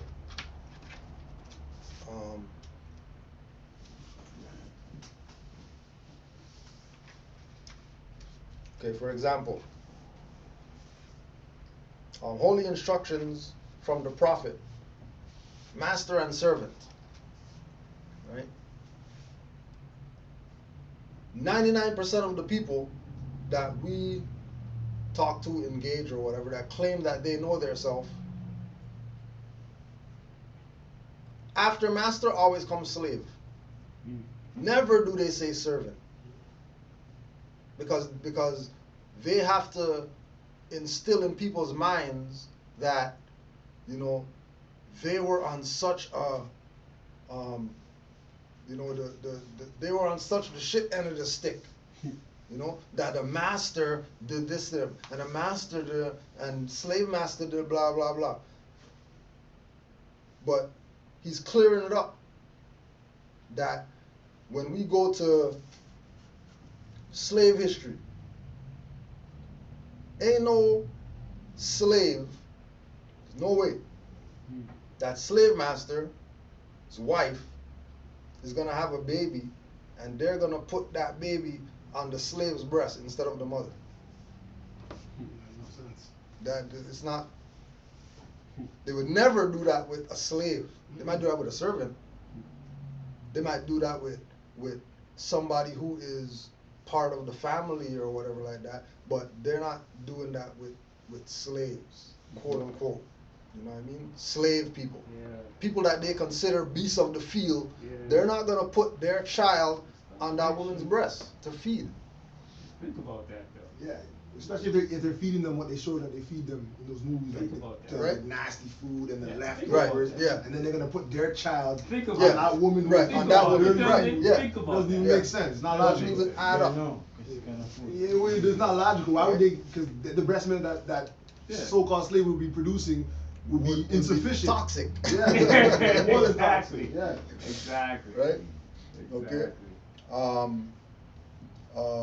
When they show all the pictures of the European, you know, aristocracy or whatever, Yeah. and then in the background they have like the brother there, you know, with the Slave turban brother. on, you know what I Yeah. mean? Or they have the brother back there, you know, just doing something or whatever. You know, this guy has his pose and stuff like that, and then Yeah. there's, you know, some brother just in the back, you know what I mean, just minding his own business or whatever. Why is this guy in the picture? Who is this guy? Why would they not cut him out? Why would they? Tell them to move. Why would tell him move? Yo, move from the picture, bro. We're trying to paint this dude. Why is this guy? Right? So master and servant, right? So it's clearing up our concepts that Who's the master? who's the master? Who's really the master and who's really the quote unquote slave or servant, right? Yeah, what we should analyze as well too is that the European at that time must have known something valuable in the Moabite woman's breast milk Yeah. for him to say, you know what, we're gonna, instead of having that child suck on his own mother's breast, we're gonna put him on the Moabite woman.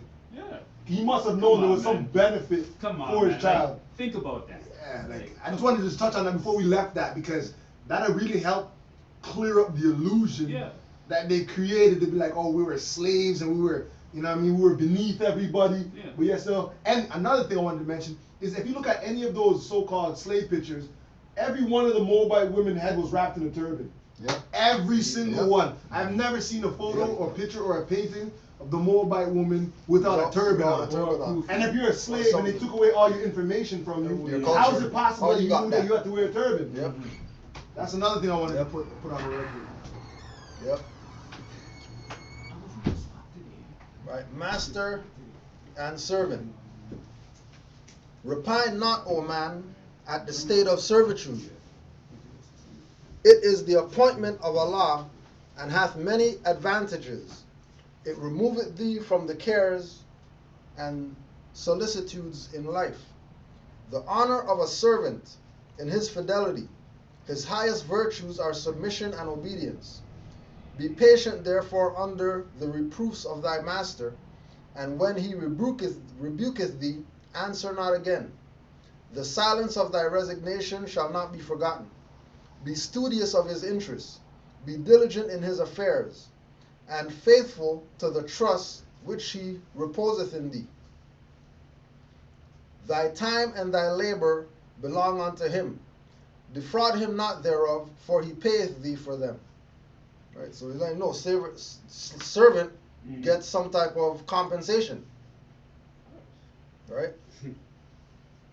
And thou who art a master, be just to thy servant, if thou expected from him fidelity, and reasonable in thy commands, if thou expecteth ready obedience. Sounds like the servant is more the master than the master, right? Because the expectation is on the servant. It's expected that the servant do certain things when requested. But the servant isn't supposed to take it like, no, the master's telling me that. He's supposed to be honored to do these things that's being requested of him. Because Allah granted you to be servant to whoever. That it should be an honor for you to say, bring the child, give him this breast milk. Right? It's not a negative, like how it's presented, because the world knows that even though it's said or given off like the Moors conquered Spain and the Moors conquered these places and Barbary powers because they were kidnapping Europeans and all that stuff, everybody was cool living under the rule of the Moors. How come nobody was complaining about the Moorish slave masters when they were living under the rule of the Moors? In their history. Not no Europeans were complaining. They weren't complaining about it. Right? The only people complaining were the so-called Catholic whoever's that were trying to pillage the planet. But everybody else that was classified as European, they were good under the Moors. Europeans will tell you that was the best times in Europe when the Moors ruled. It was no better time. We had fountains, air conditioning, we had sidewalks, paved streets, lights, libraries, showers, toilets. We had all this stuff going on. But then these people are masters, and they're the heathens and the pagans that need to be vanquished from the earth because, Jesus said and all that stuff. Fronting, telling stories. The spirit of a man is in him. Severity and rigor may create fear, but can never command love. Mix kindness with reproof, and reason with authority. So shall the admonitions take place in his heart, and his duty shall become his pleasure. He shall serve thee faithfully from the motive of gratitude. He shall obey thee cheerfully from the principle of love, and fail thou not in return to give his diligence and fidelity their proper reward. Master and servant. Any comments? That's good.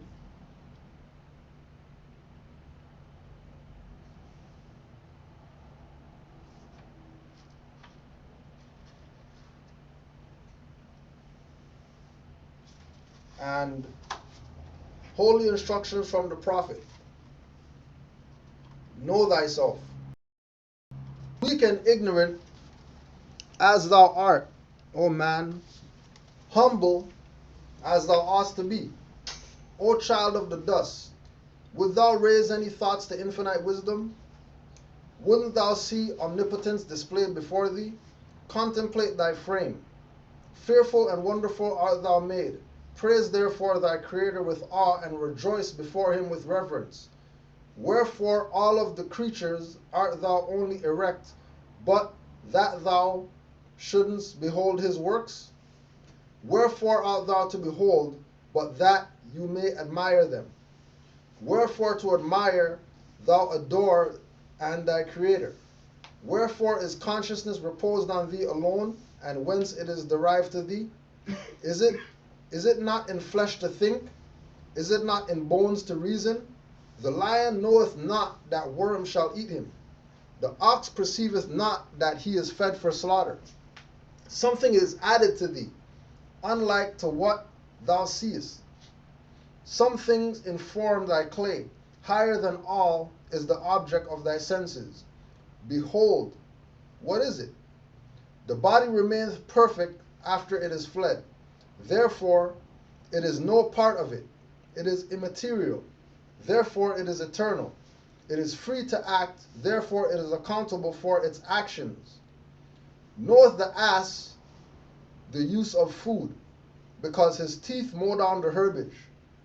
Or standeth the crocodile erect, although his backbone is as straight as thine?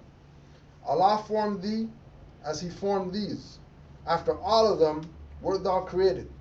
Superiority and command were given to thee over all. And in his own breath did he communicate to thee the principle of knowledge. Know thyself and the pride of his creation, the lime uniting divinity and matter. Behold a part of Allah himself within thee. Remember thy own dignity, nor dare descend to evil or to meanness. Who is planted terror in the tail of the serpent? Who clothed the neck of the horse with thunder? Even he who hath instructed thee to crush the one under thy feet, and to tame the other to thy purpose. I was reading that with you in the verse 10 part where it says, know thyself. That word, it's like those two words itself, it basically simplifies everything and who we are as a people. Mm-hmm. From my understanding, it's a matter of knowing thyself. Who are you? Is always the question, because it will always come down to wherever you go, whoever you meet. When they meet you, it's always, who are you? The first thing. Always. No matter what. As we mentioned court often in here, but it's not, well, the administrative building, let me correct myself. But it's not a matter of going in there to be belligerent or anything. It's just the rules of engagement. I was called here. I'm here. So who am I here to meet? The daddy likes You know what I'm saying? Yeah. Who am I here to meet? Simple as that. Well, if I'm here to meet you, well, who are you? Right. Simple as that. That's it. Know thyself. And once you know who you are, it's over. Right. It's as simple as that. Because I can't go to those buildings no more. I'm not allowed. Say they banned you. You know that there were some new people here. Yeah. We want to make sure that if you got questions, bring them up. Don't worry about anything. Our duty is to make sure we provide answers. Yeah. Whatever it is. Anybody else? If anybody else got questions or anything like that. Yes, sis. For someone who's fairly new to all this information, where do you start? Because I find it, like, I've been on your website and I find it a little bit overwhelming. Mhm. I've listened to Taj Tariq like a couple of years ago, Yeah. and I've listened to a lot of his videos. But even when I got into it, I just started to say, oh my gosh, I feel overwhelmed. Yeah. And I just want to be able to, have conceptualize and catalog and just be able to figure out, you know, Right. the direction.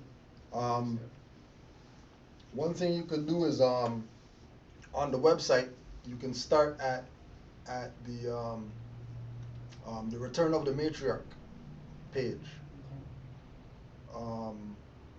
because it's getting on this information is different for a woman, right? Like you're gonna see this in some totally different light than your sons are gonna see it, right?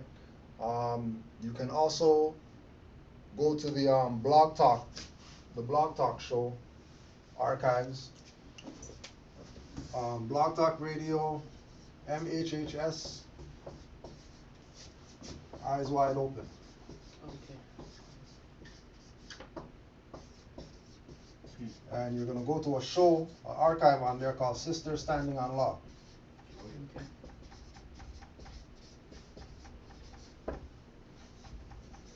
And that's you know, there's also, everybody listens, right?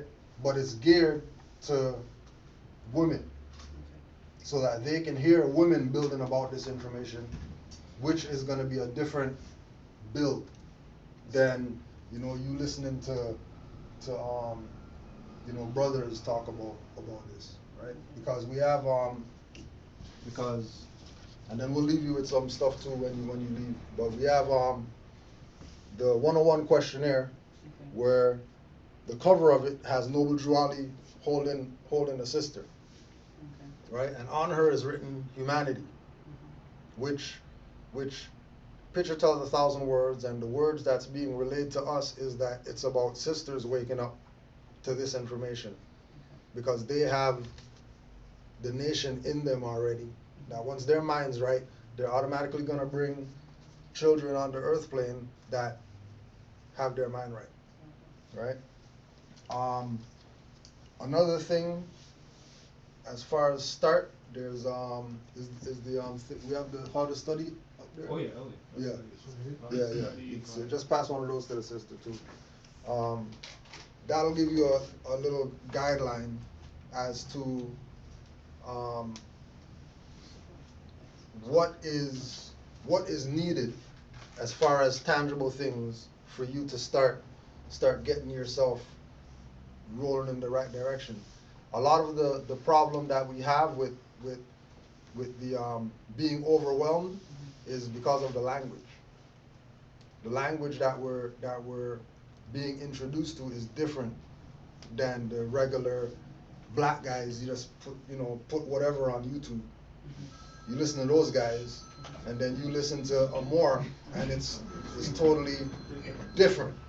You know what I mean? Like different, like, you know, way down there compared to what this individual is talking about. And a lot of that is because of the language that is being spoken about. We try to speak more denotative than connotative. We try to use more words that actually tie to things, not assumptions or beliefs. Right. So, and if you recognize that you're new to this information, then that's all right to be overwhelmed. That at least lets you know that you're, trying to take in some of this information that we haven't taken in for so long. Because remember, all this information is stuff that we used to know, that we lost. So it's really about getting our minds back to that place. That's why Drew Ali said, go back to the state of mind of your ancient foremothers and forefathers. Because that state of mind ruled the world, built pyramids, and had civilizations that other people who are ruling today, right? People who are ruling today lived under the rule of our foremothers and forefathers. So if we come back today to our ancient foremothers and forefathers mindset, then everything else would go back to what it used to be. Everybody will fall in line. But they can't fall in line if we're not in line first. You know what I mean? So it's a process that it's a cleansing, baptism, exorcism, however it fits best with you. That you're taking yourself out of this Negro, black, colored, African, continent, adjective frame of mind to an actual sentient being that has a mind, brain, consciousness, and you're trying to start moving in that direction with those things part of you, right? Opposed to having the Negro, black, colored mindset and trying to, because that's a lot of what creates the overwhelming nature that we feel when we start going on RVB and listening to Taj and stuff like that, that we're so Negro minded, we're so blinded of truth, of reality, that when reality presents itself, we're just absent-minded, so absent-minded of the reality that the reality doesn't even seem real. You know what I mean? But it's a process. It's not something that's gonna happen overnight. But again, it's a son talking to you. If you know, Sister Anita, Raz Mariah, one of these sisters talk to you, it'll be like that you get it, because they're gonna talk to your etheric self. They'll talk to your spiritual self. How, you know, just like how a sister, just like how a sister could know when a brother is giving her eyes and stuff like that without words, right?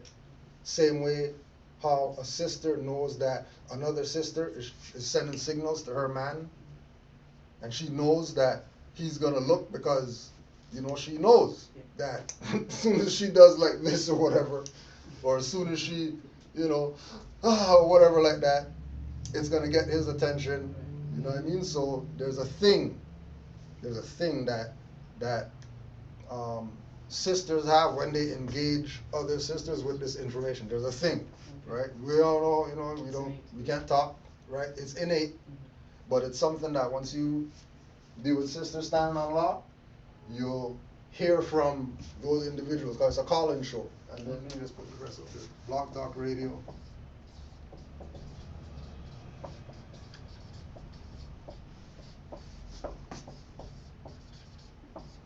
So blogtalkradio.com/this.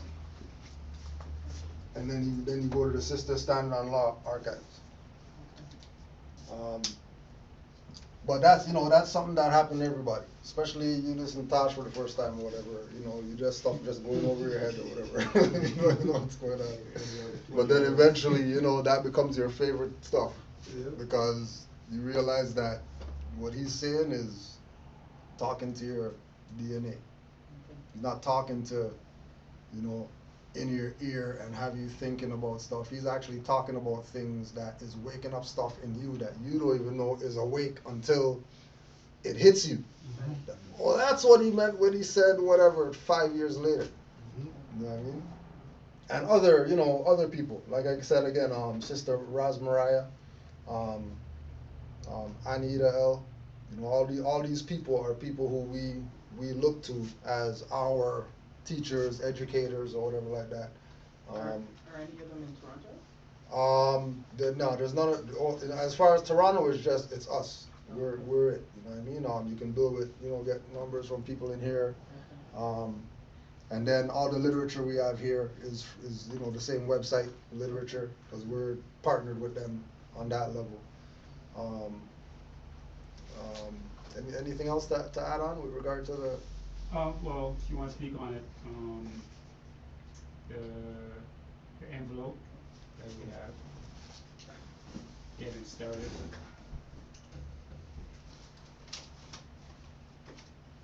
I mean, if I'm to add anything, from my experience, I just study everything, because at the end of the day, everything is ours anyway.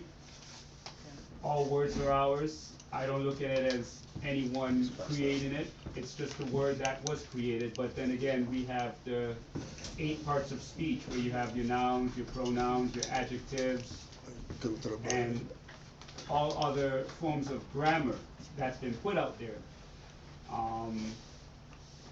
One of the things that I look at, especially with writing a name, right? Like when we look at the license or whatever, it's in all capitals. So what we have to start doing is we just have to start asking questions.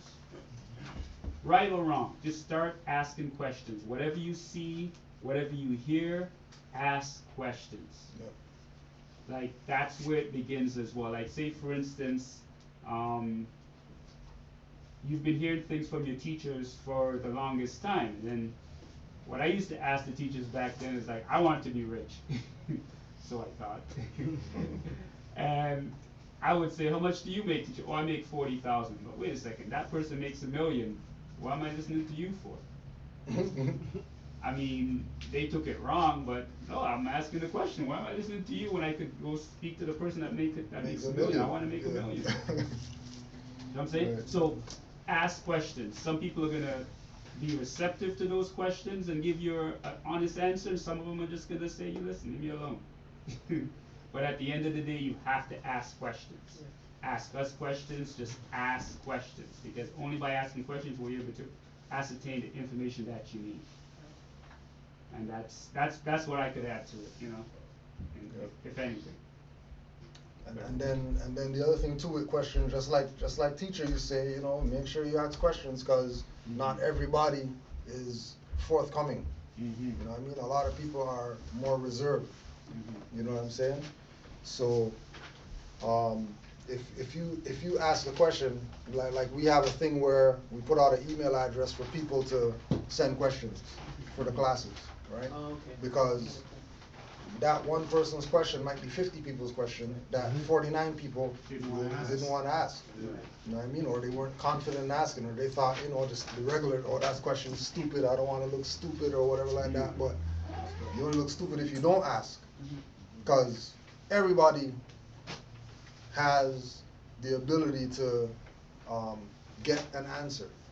You know what I mean? But the question belongs to the asker. Exactly. So the question has to come from the people who have them. You know what I mean?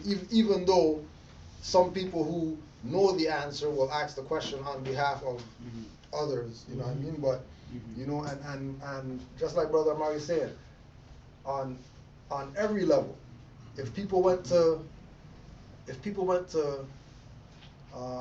church and asked questions, they realize that, you know, that's a fraud. You know?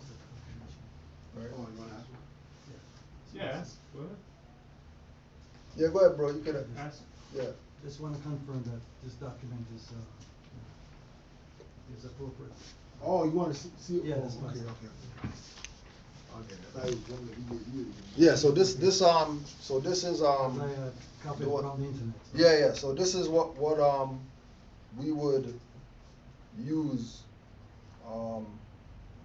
as the so-called paperwork, the name correction Yeah. paperwork, and the judicial proclamation. So the name correction is to correct from the straw name, all capital letters name that we've been using, into the Moorish name, right? And then the judicial proclamation is you as a you in your judicial capacity proclaiming this to the world, that you are, this is where you're going. One thing that we would do is all documentation, letters or whatever like that, is always printed on legal paper. Right? Like we always print on legal paper, and places where it says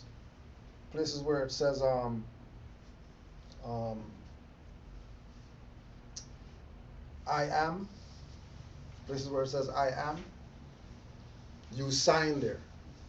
That's where you write in your appellation or name, etc. Now, the other thing that you want to make sure is that your source for all these written documents are called writs, right? Writs is just short for written documents.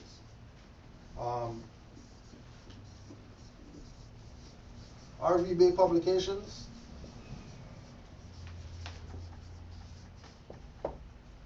and it's good that you presented this. This is how Allah works. This is how Allah works.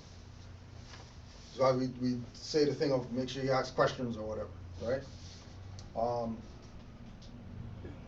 These papers that you downloaded came from somebody who copied this from RV Bay Publications. So this isn't the source where you got this from. They took this and they uploaded it to their site under the guise of they are Indigenous Moorish American Commission. But they never created this. Mm-hmm. This was created by somebody else. So the issue that you have is that you have there's a source where this came from, right? You have something that didn't come from this source that these people are using as, yeah, we're the source, we created this, right? Now we know that these people vibrate on a certain frequency. That's why we deal with them. Because not every Moor is your brother, and not every European is your enemy, right? So as a custom, right, we try not to stray from this website, because not only because of the work that they've been doing, but we've aligned ourselves with them, right? We've unified with them so that everything that we do has national power, because they've been around for a good while doing this work of getting this information out, so that the energies, the ancestral forces are working with them. Right? We know that the ancestral forces are working with them. Right? Whereas other people, I mean, if somebody says that they've been around for 20 years dealing with Moorish whatever, and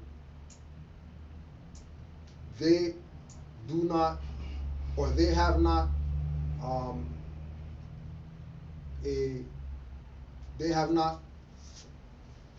a recognition from Moors to qualify who they are, more than likely they've been doing that stuff for 10 days, they're playing. But, they use things like legal notice, name correction, whatever, so Moors would see that and just be like, oh, all right, yeah, we found or whatever, but then when you check the fine print or whatever, you know what I mean? Ain't no Indigenous Moorish American Commission or nothing or whatever like that. And if they're a commission, they're corporate. Right? Let's build a little. Supreme, what does commission mean? In the law dictionary? I mean, I was about to say, listen, man,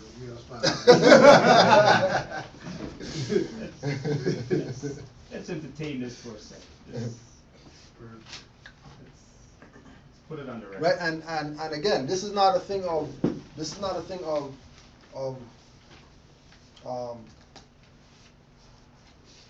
like what Supreme said, put you on the spot, like you did something in error. No. You know what I mean? It's right and exact that this is brought up, so that other people, because we have online thing that there could be other people that got this, that they thought that this was legit. They thought this is coming from the actual source, because when they listen to Blog Talk Radio, MHHS, Eyes Wide Open, they hear the term judicial proclamation. They hear the term name correction. They hear the term notice. They hear Moorish Americans, Northwest Amexem, You know what I mean? So they'll assume that it's right and exact. But, you know, these people have had issues with people going on their site, taking stuff and misrepresenting it. You know what I mean? You got commission? Commission, Black's Law 4th edition. A warrant or authority or letters patent issuing from the government or one of its departments or a court empowering a person or person's name to do certain acts or to exercise jurisdiction or to perform the duties and exercise the authority of an office, as in the case of an officer in the Army or Navy. Also, in private affairs, it signifies the authority or instructions under which one person transacts business or negotiations for another. In a derivative sense, a body of persons to whom a commission is directed, a board or committee officials appointed and empowered to perform certain acts or exercise certain jurisdiction of a public nature or relation, as a commission of assessee, ASSIE.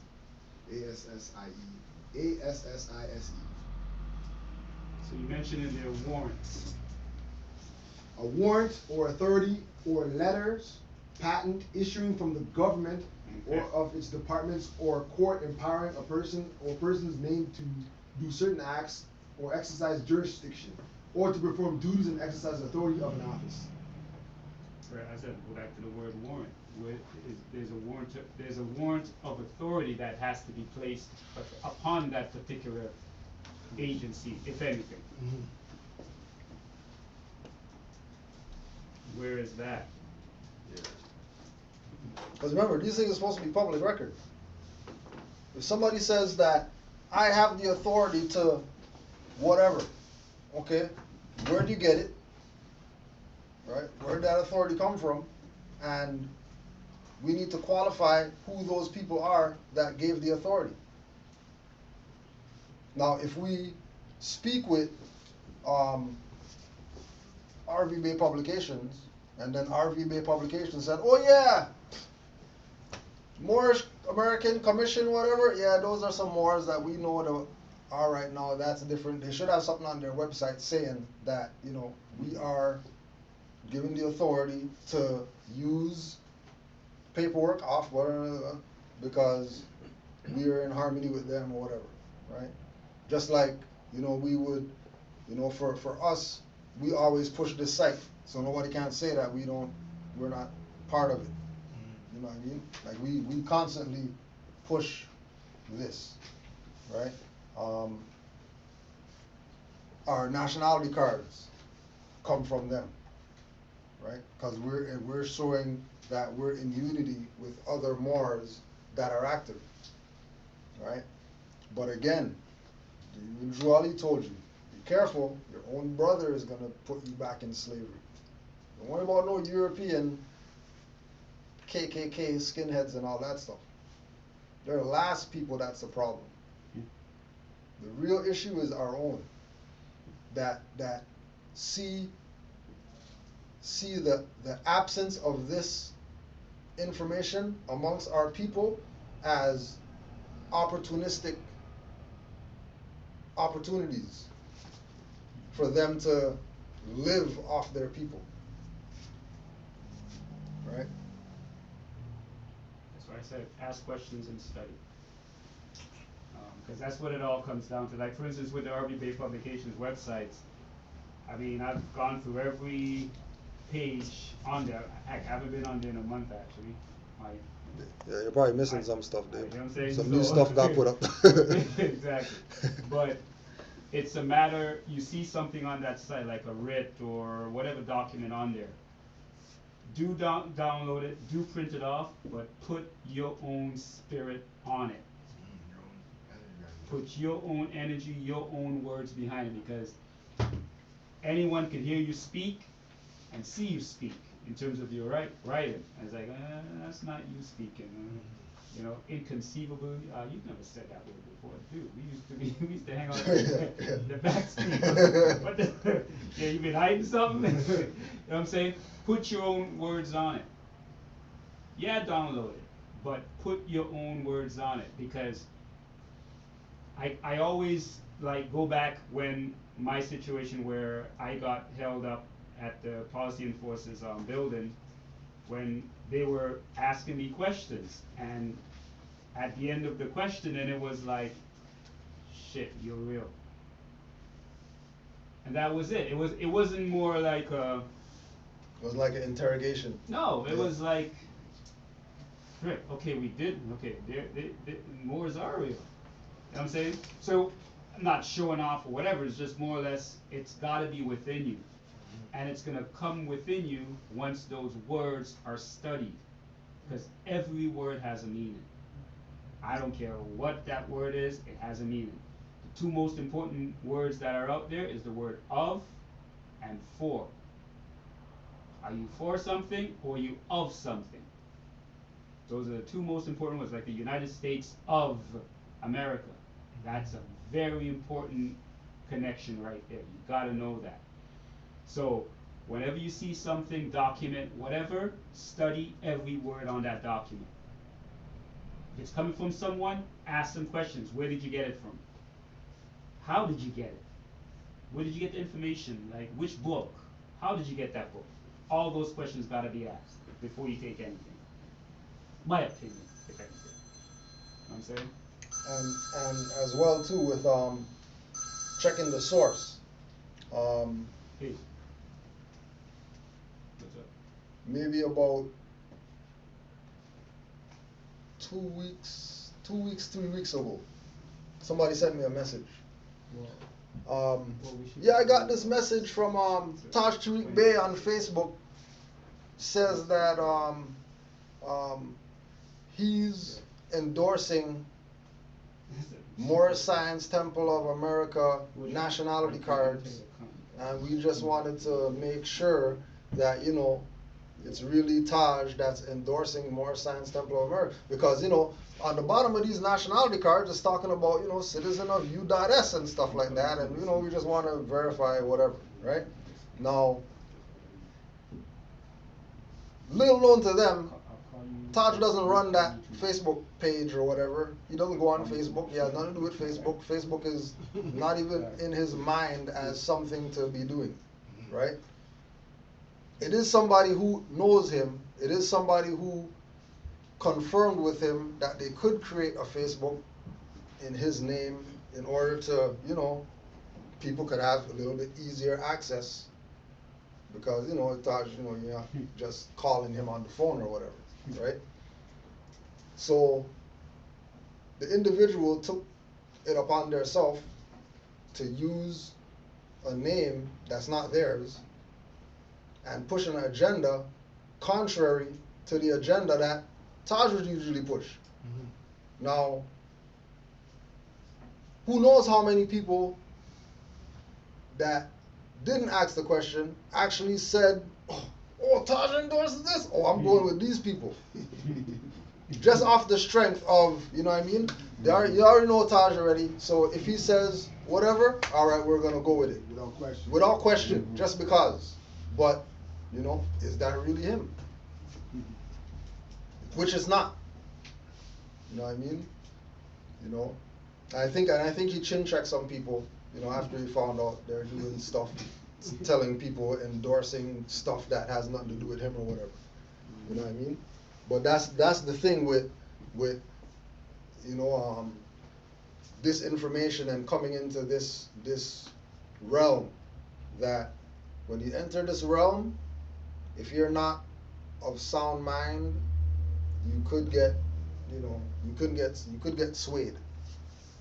You know what I mean? And our position is to make sure that people aren't swayed, make sure, like Brother Marty's saying, that the people are studying.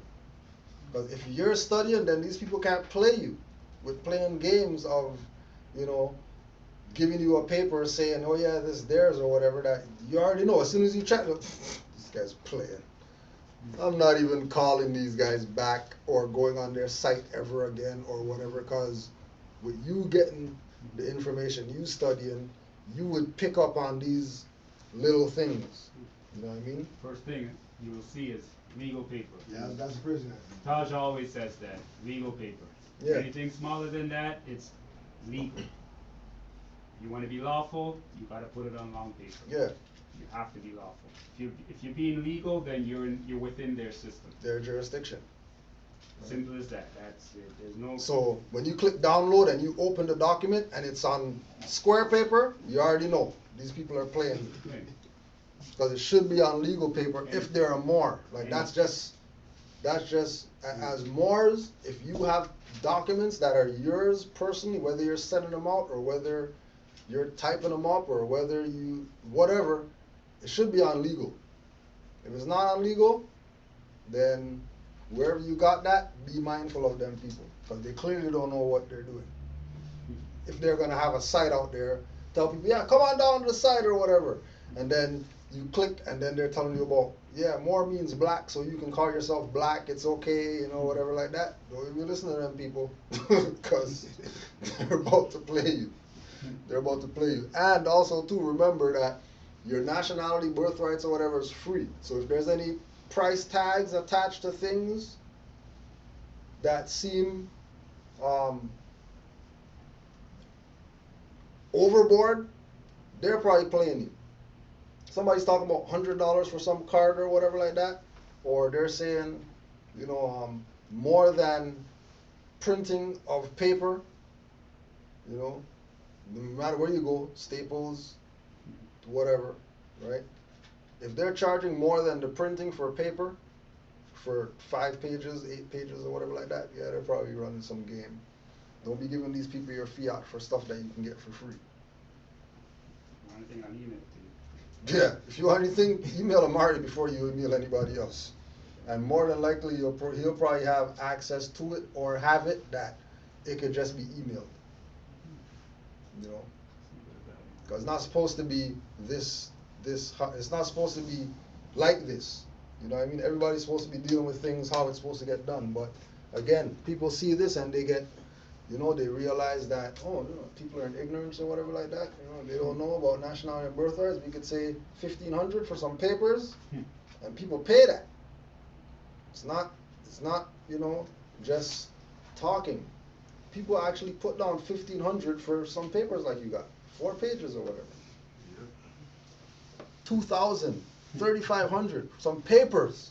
Just like what you got, 4 sheets of paper with the name on it or whatever. 3,000 times 4 people, because you know everybody wants to be free right now, because everybody realizes that something's going on out here. Everybody knows something's up. How do they get out of it? I don't know. I'm just gonna go ask them. No, go ahead. Go study. Study some stuff first, and then ask some stuff. Because more likely you're gonna ask, and somebody's gonna try to run something on you. The next thing too is you can't buy freedom. Yeah, freedom. Like you cannot buy freedom. It's as simple because first of all, what are you using to pay for this freedom? Using fiat or real money? What is real money? Silver and gold. If you're not using that for that, then sorry, can't buy freedom. Cannot be purchased. If you're a Moor and you proclaim to be a Moor, it's nature. You're nature now. You Right. can't buy nature. Right. What's going on with the name? So I noticed how the more at the end of it, it's Bay, Yeah. Yeah. and you're saying that there's a change in the name. That's Yeah. changing? Or I'm not too sure. Yeah. Okay. Yeah, what's going on with it? It's Sorry, could I just add to that? Oh, Because I sure. wanted to ask the similar Right. question. Absolutely. See, everything's So- working out. Right. What if I didn't wanna change? What if I just wanted to add the suffix? can be done. Okay. Yeah. It's not. You know, it's with Title the, that you added. yeah, Okay. with if you realize that, okay, if you have European name and you're Asiatic, and then you say Susan King hyphen Bay or L or whatever, yeah, that could work. But if you have something gigantic, they're gonna tie you back to the name on the birth certificate. They're not gonna go with the fact that you're half European, half Moorish, because you can't be that. You either you're ancient foremothers or forefathers, or you're not. Right? So yeah, you can do that, but it's suggested that you try to find something non-European that still resonates with you, like the name that you got from My your name's mom or Nigerian. whatever like that. You know what I mean? Oh, well, if your name's Nigerian, then you're good. You know what I mean? You don't have to change anything like that. You know what I mean? Like whether land rate. Yeah, yeah. You know, like there's a brother that we know that's Nigerian, and he just put the bay on and he exercises as that. So yeah, in that case, yeah, you're good. But if you know, and also too with Europeans as well, because Europeans are waking up to this information as well, that they're not really down with what other Europeans have been going around the planet and doing in the name of we're European. So they're saying, well, no, we don't want to be tied to that. We want to be tied to something that's dealing with, you know, some type of principles that is universal, right? The Moorish movement, love, truth, peace, freedom, and justice are our 5 principles. So you have, you know, people that are not of our stock that realize, well, either I'm going to be a corporate slave to Canada, U.S. or whatever like that, or I'm going to show my allegiance to who the Aboriginal indigenous people are and work with them to try to change this thing around. And then they're doing that as allegiance. They're not doing that as, you know, I'm a Moor and, you know, I'm not European, I'm a Moor or nothing like that. That's not, you know, because people have this thing like, well, the Moors let the Europeans come into the Moorish thing, and now, you know, because they want to be integrational. That ain't what's going on. That's black people talking. That's not what's going on. You know what I mean? Half these Europeans, like we have brother Rick Smith that we always promote, right? Just put out his new book, The Moor, the Mason, and the Alien. Ain't no Europeans talking like this if they're not down with, historically, we're not black people. Because he doesn't talk about black people in here. It's not even anything that comes up, because studying from Moors, you learn that ain't no such thing as black people, just like ain't no such thing as white people. And everybody has to go back to their descendant nature. That's just what it is. And those who don't want to, no problem. You're classified as a ward of the state, and the state more than likely got something for you. Whereas, you know, the Europeans are saying, we don't want to naturalize into a corporation. We don't want to be citizens of a corpse. We want to be citizens of a living nation, empire, something that actually has some historical validity as being, you know, founders or whatever. Founding fathers aren't even the founding fathers. Europeans are realizing that. Hold on a second, you mean the founding father? You mean George Washington is not the first one? Oh, you know what I mean? But it's going there. You know what I mean? Irish come over here. You know, Irish are niggers over here in America. How come Irish are niggers? That's their history. They came to America, they're niggers.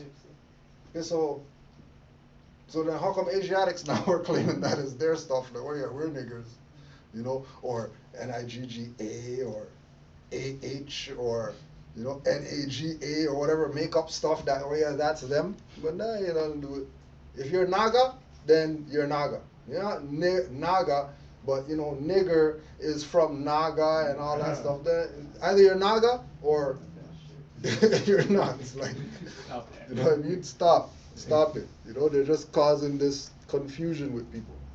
All coming back to the same thing of, like, what is it? Know thyself. You know what's that? When you get questioned, who are you? I am.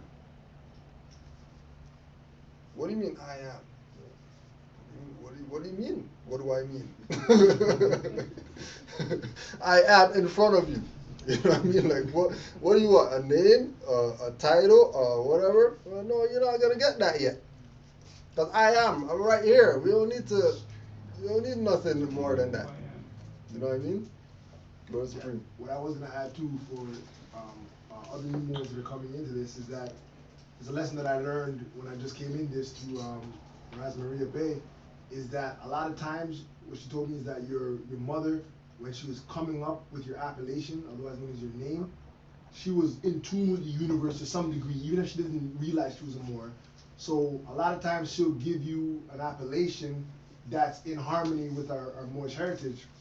Whereas in my case, my mother, the first name appellation that my mother gave me was Merrick. And my entire life I ran from that name. I was like, yo, I want that's not me, that's European, I'm not playing with Merrick, da da da. Came up with my own appellation and I ran with that. And then when I was getting my nationality card, she sent me a memo to call her.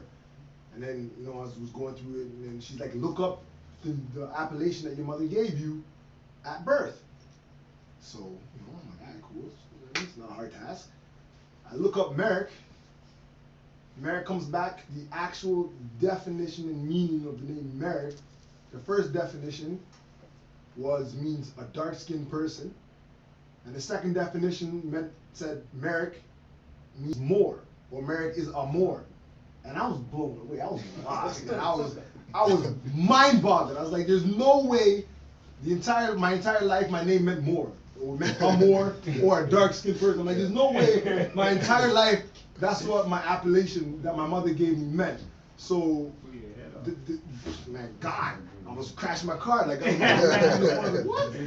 So it's something that I tell everybody that's new coming into now, because I'm like, man, look up your name, because your appellation that your mother gave you, because you might be surprised what it comes back as. Yeah. You know what I mean? So like hit this up, brother Morris here. Morris. Yeah. Just right there, man. There You you don't go. have to look it up. Morris. There you go. You know what I mean? So it was interesting because I never put Merrick to Moor. Like it never clicked to me until I realized from doing a lot of studying that all the vowels are interchangeable. So you can spell Moor M-A-U-R, M-A-U-R, M-O-H-R-E-N, M-O-R-E, M-O-R-E. Because you can spell Moor just M-R. Yeah. You know what I mean? Yeah. And that's when it clicked to me. I'm like, man, like the majority of my name is vowels, which and they're interchangeable. Came back as Moor. You know what I mean? So especially people, because there's a lot of Moors running around with names like Maurice. Yeah. There's so many different variations of Moor that Moors have, and don't realize that it's a variation. It's a variation of Moor. You know what I mean? And those people sometimes will fight you to the neck to be like, yo, we're not Moors. But I'm like, hold on a second, bro. You don't know you're Moor. Right? Moor. I hope you know that, right? It is Moors, right? Yeah. So that is something take the R off, it's just M-O. Exactly. So that is something that Raspberry, she blessed me with that insight. And from that, I always tell people, listen, before you even go into looking for a new appellation, check your appellation and see what that comes back at, because you might be surprised. Yeah, for sure. And then also too, when we're speaking about RE Moors, and don't get caught up in the people who are talking about, oh well, the MUURs are and the MOORs are different Moors, and then there's other Moors over here that are MAUR Moors, but we can't be those Moors because we're the MUUR Moors, because the MOOR Moors are the ones that were the slave masters, and then don't even go for those ones, because if you talk to a German, they're gonna say MOHR. They don't know nothing about MUUR or MOOR, but they know that Moor is dark-skinned people. That's all they know in their language. You know what I mean? Even when you go to even with Nigeria, you've been in Nigeria, you see the Igbo wearing fezzes and stuff like that, and they don't play like their slave masters or European colonized them, put a fez on them or whatever. That's their culture. They got their Igbo whatever, traditional whatever with the fez. Yeah. They're not separating it like, oh well, the fez came from Turkey and then all the other stuff came from Africa. Everything is from there. You know what I mean? All right. Anything else? Everybody's good? So, there's no class next week. No class next week. Next week, Sunday. The week after, we got our Jubilee Day celebration. If you haven't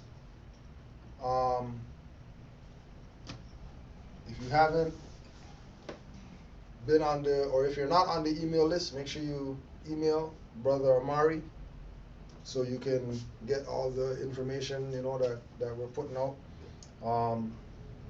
Juali Day celebration is going to be at Mid Scarborough Community Center, which is 2467 Eglinton Avenue East. 12 o'clock, 12 to 5. No black time. Let's put it on. Let's put it out there.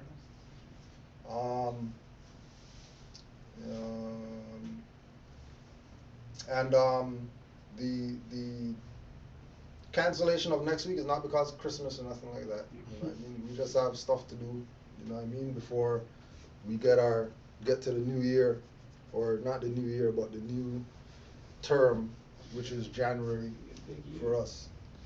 What else is there? I think that's it. That's it. All right.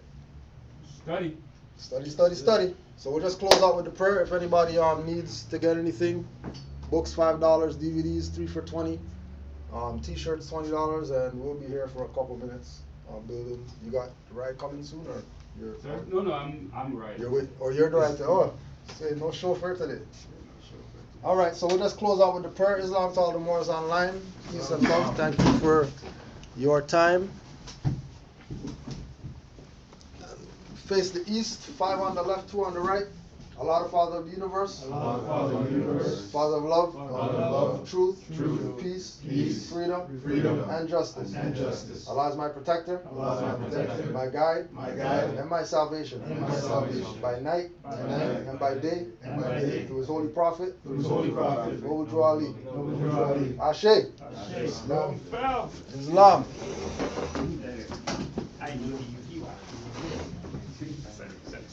BB. Yeah. You sure it's